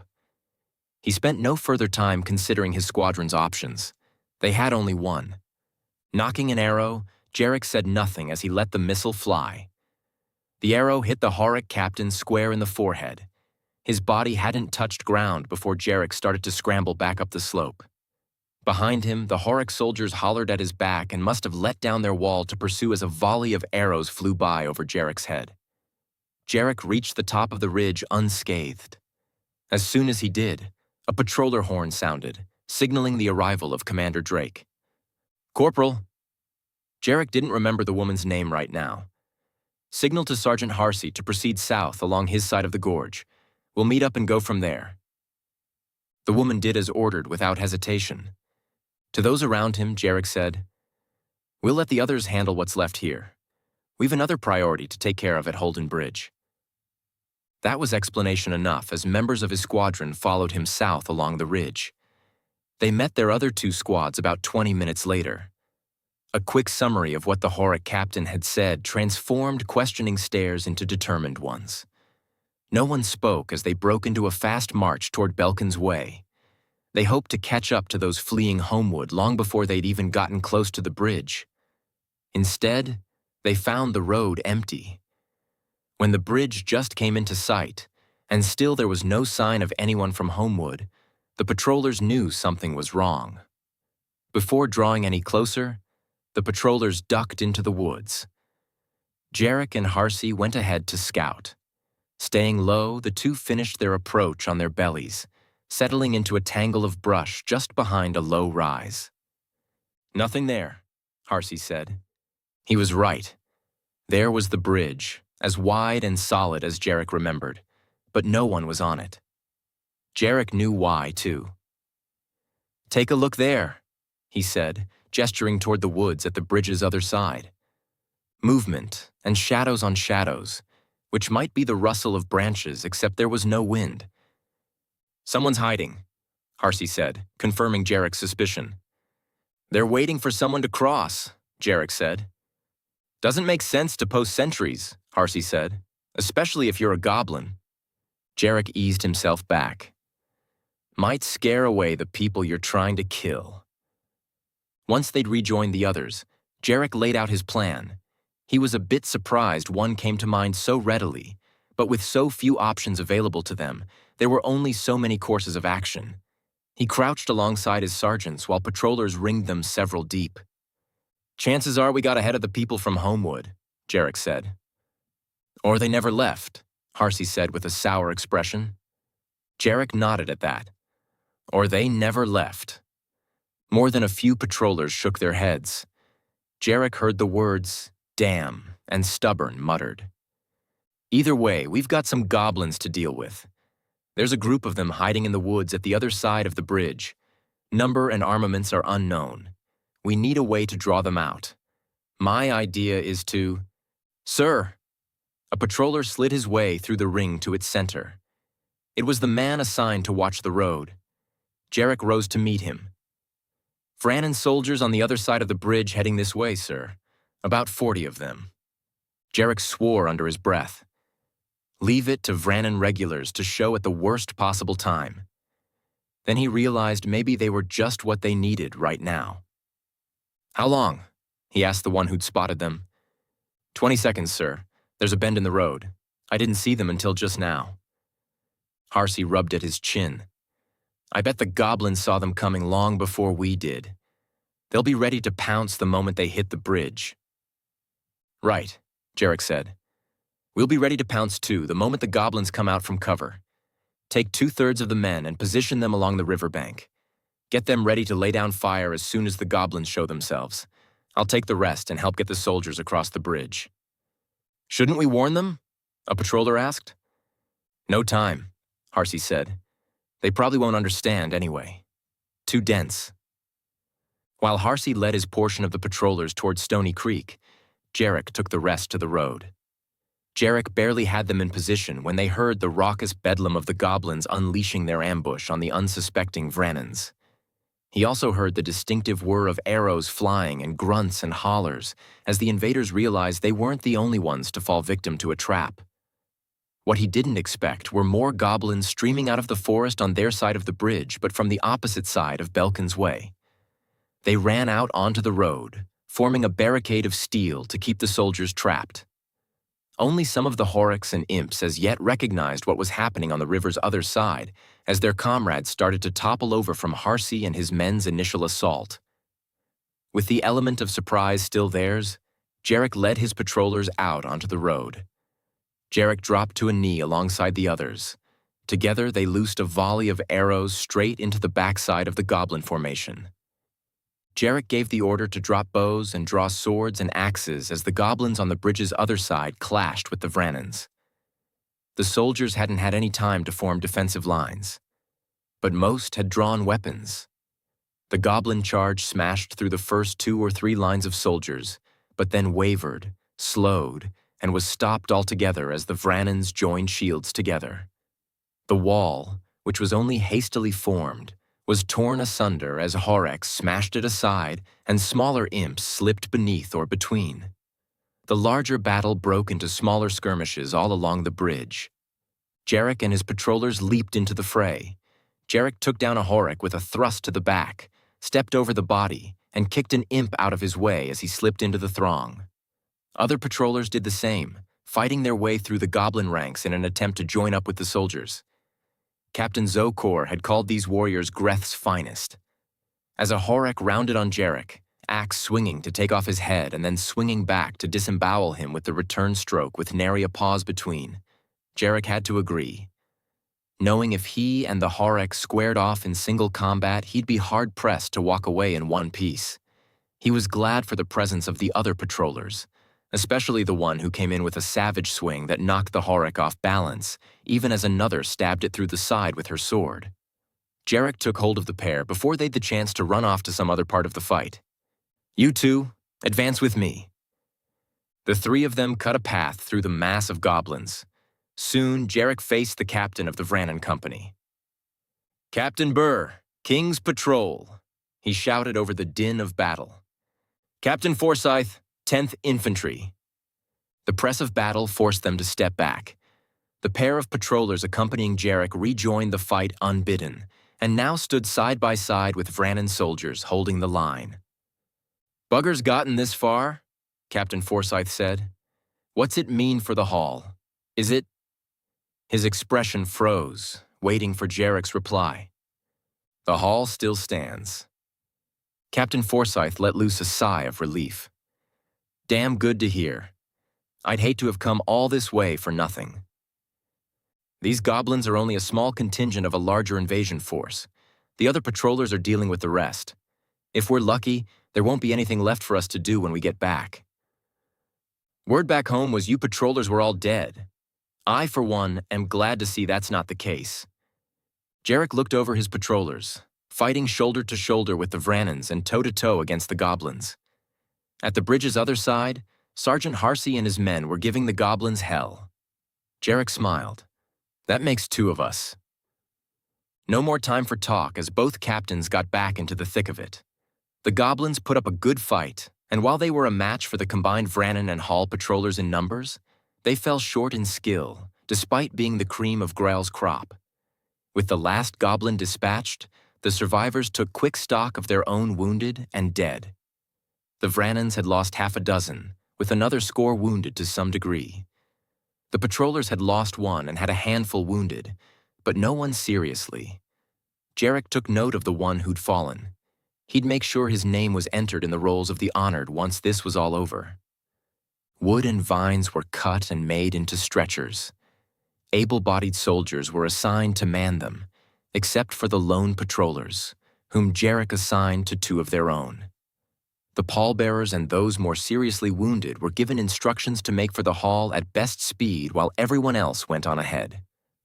After Jerrick had explained the entirety of the situation to Captain Forsyth, the Vrannan captain had agreed they needed to reach the Hall with all haste. They found the road clear all the way to Homewood.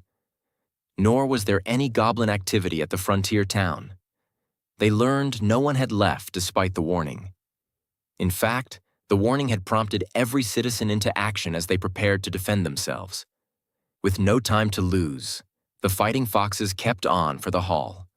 Forsyth's company was not far behind. As the patrollers drew nearer, they expected to hear the sounds of battle. Instead, they heard nothing. A bit closer, a pair of patrollers stepped out of the woods to challenge them. Fierce stares turned to smiles, and the word was passed.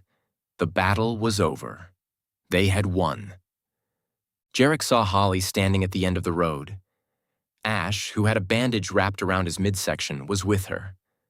The dog, ears perked, looked his way, stayed still, but then came bounding forward.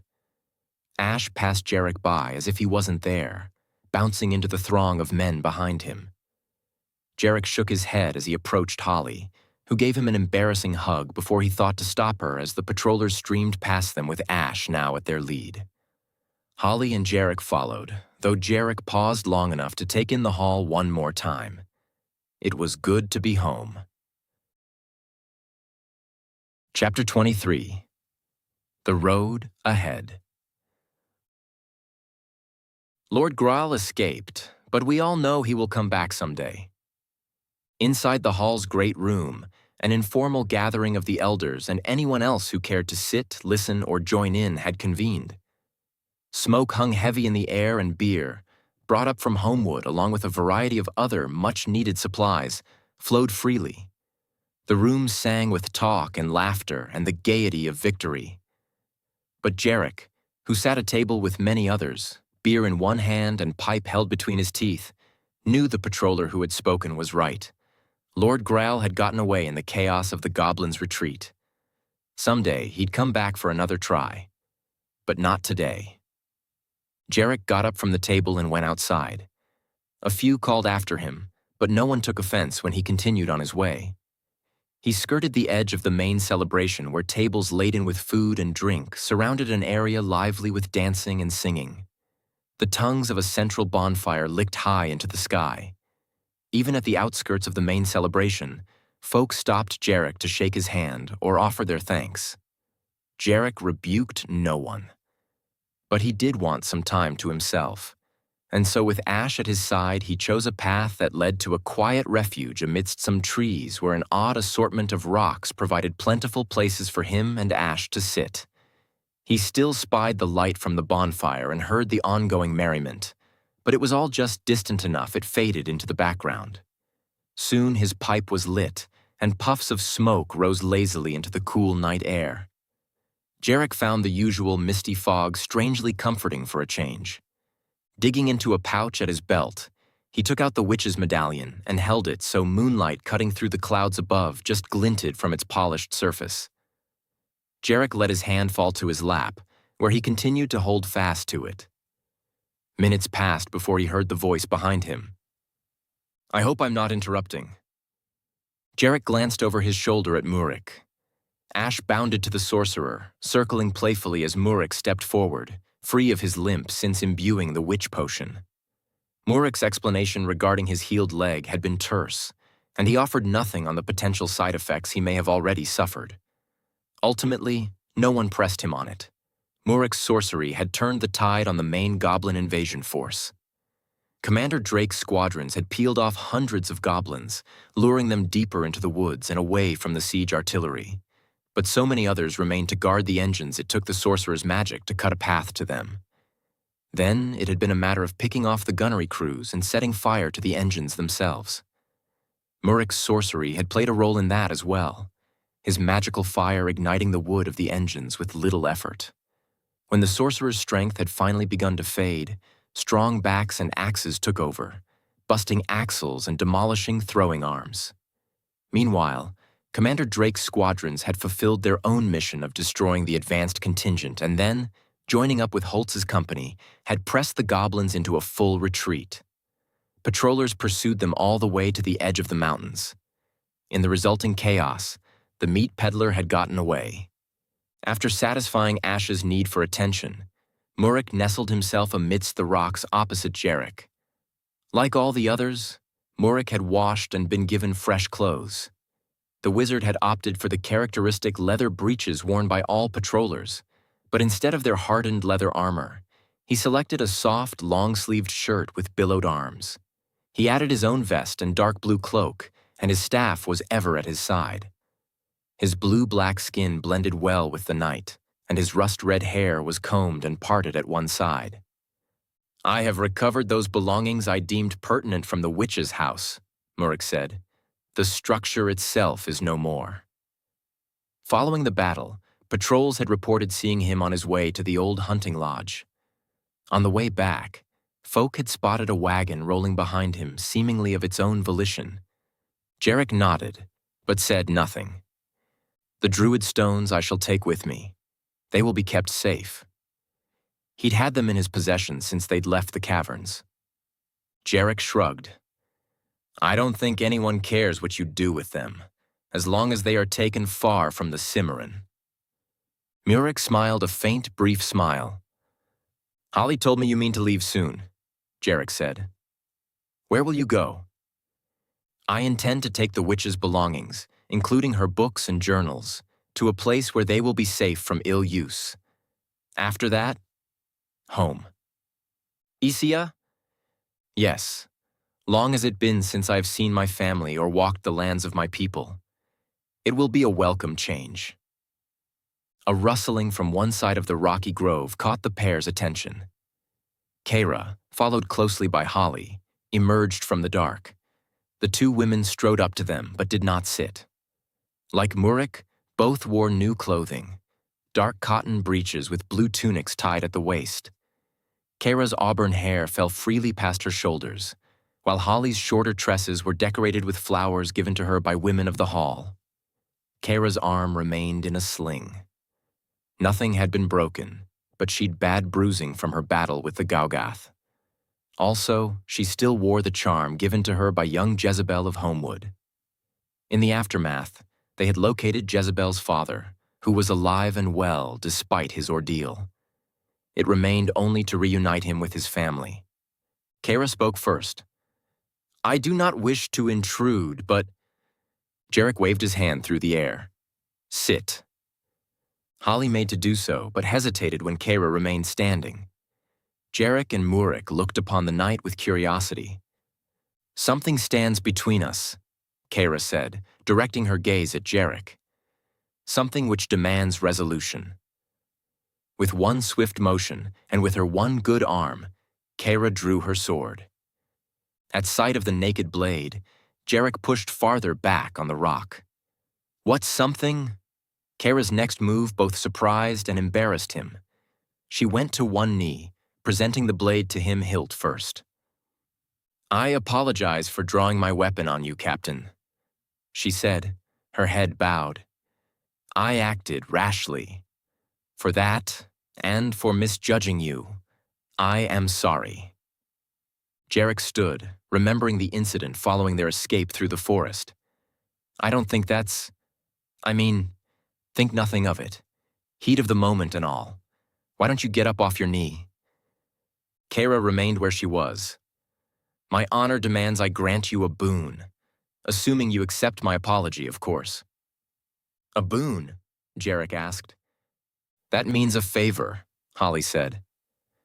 I know what it means. Jerrick glanced at Murik, who seemed amused by the entire affair. That's really not necessary. I must insist, she said, once more offering her sword to him. What am I supposed to do with that? Jerrick asked. I don't want your sword. Holly giggled. You're supposed to take the hilt, then give it back to her. It's the symbolic way of accepting a knight's apology. Jerrick shook his head. Very well. He took the hilt as instructed. When Kara rose, he gave it back to her. What sort of a boon are you offering? Kara returned the blade to her sheath. Ask what you will, and I shall do all in my power to see it is done. Nothing came to Jerrick.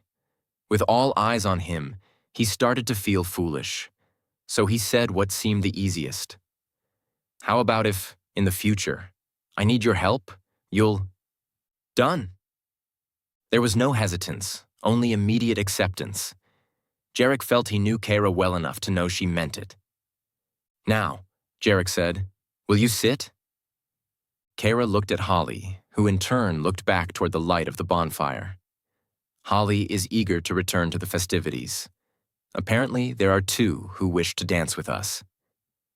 Jerrick laughed as he plopped himself back on his rock. Really, who? Kren and Marsdan, Holly said, with no attempt to hide her enthusiasm. Jerrick and Murik both laughed. Then by all means, Jerrick said, don't keep them waiting, though I'd put the sword away first.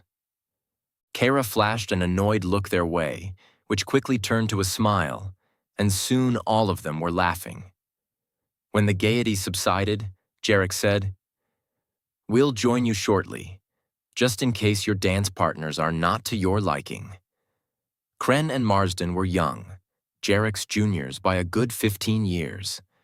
But, Jerrick reminded himself, so were Kara and Holly.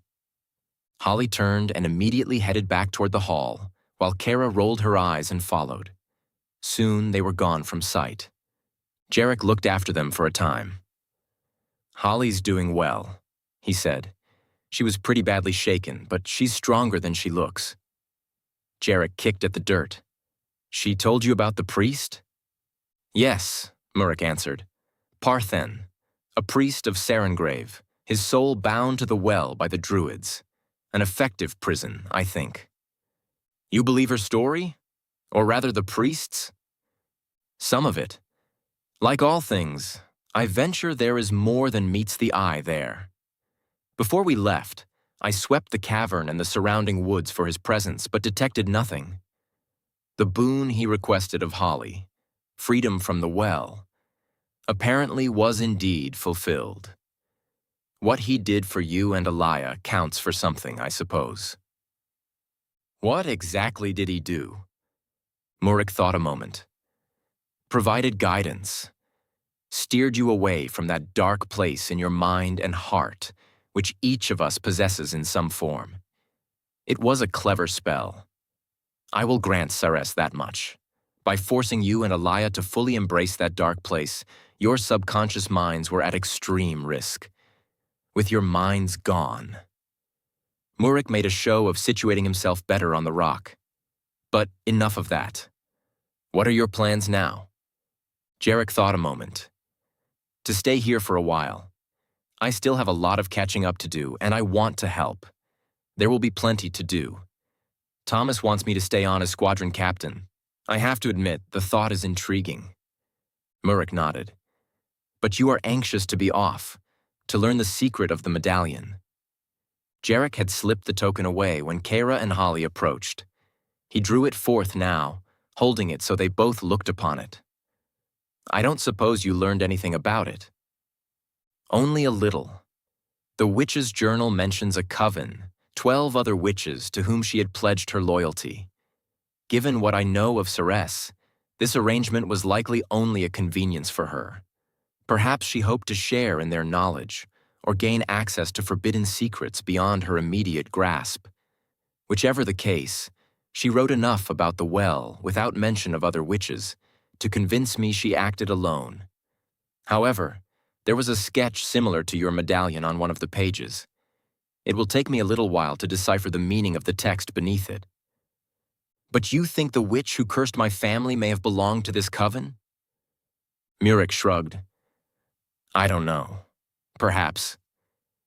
Jerrick took a long pull on his pipe, sending a drawn-out wisp of smoke drifting into the air before saying, in a soft, subdued voice, "There was a brief moment when I felt relief, like a weight had been lifted from me, just knowing it wasn't my fault. But now..." Jerrick let out a deep breath. In the distance, boisterous singing accompanied by music rose to a fevered pitch. Drunken voices drifted across the treetops. As the sounds faded into the background once more, Jerrick went on. I miss her. I miss both of them. Silence consumed a few moments before he continued. I left Rel in hopes of finding answers. Instead, I've found only more questions. What did my father do to bring this witch's curse upon us? Murick had no answer to that. You're angry at him? Shouldn't I be? Murick sighed. If the portents you experienced are accurate, he has much to answer for. Perhaps, however, you should wait to pass final judgment. Even your friend Ivar, whose intentions were good, made mistakes. Ivar had relinquished his position as eldest of the elders. It remained for the Council of Elders to replace him and to determine his fate. Many, like Jerrick, had forgiven him. Others had not. Jerrick shook his head. I may not even be able to find my father. It's been a long time. Where does your search begin then? Surlin. My foster parents live there. Perhaps they'll have some ideas. Murick nodded. I was thinking. I have this business with the witch's belongings to take care of. But perhaps once that is accomplished, I might accompany you on your quest for a time. Jerrick shook his head. I can't ask you to do that, Murick. It is good you do not ask then, Murick said, smiling. But still, I offer. Jerrick sighed and returned the smile. Thank you. Murick stood. Shall we rejoin the others? You go ahead. I'll join you in a little while. Murick bowed, then disappeared into the trees, leaving Jerrick and Ash alone once more. Jerrick took a draw from his pipe, then touched the dog between the ears. Ash shuffled over and leaned against his leg. What am I supposed to do, Ash? Ash's ears perked at the sound of his name, then he rested his chin upon Jerrick's leg. What are we supposed to do? Beyond Serlin, he had no ideas. He patted Ash's head and stood. There was uncertainty, but also there was purpose. For now, it was enough. Jerrick started back toward the hall. Ash sprinted ahead, sideswiping Jerrick's legs and nearly bowling him over in the process. Jerrick cursed and shook his head. Stupid dog. But he didn't mean it. You've reached the end of this adventure. If you enjoyed this story, please give it a like and subscribe to my channel to get a notification when each new story is available. You can view all my books and get the latest news by visiting scottmarlowe.com.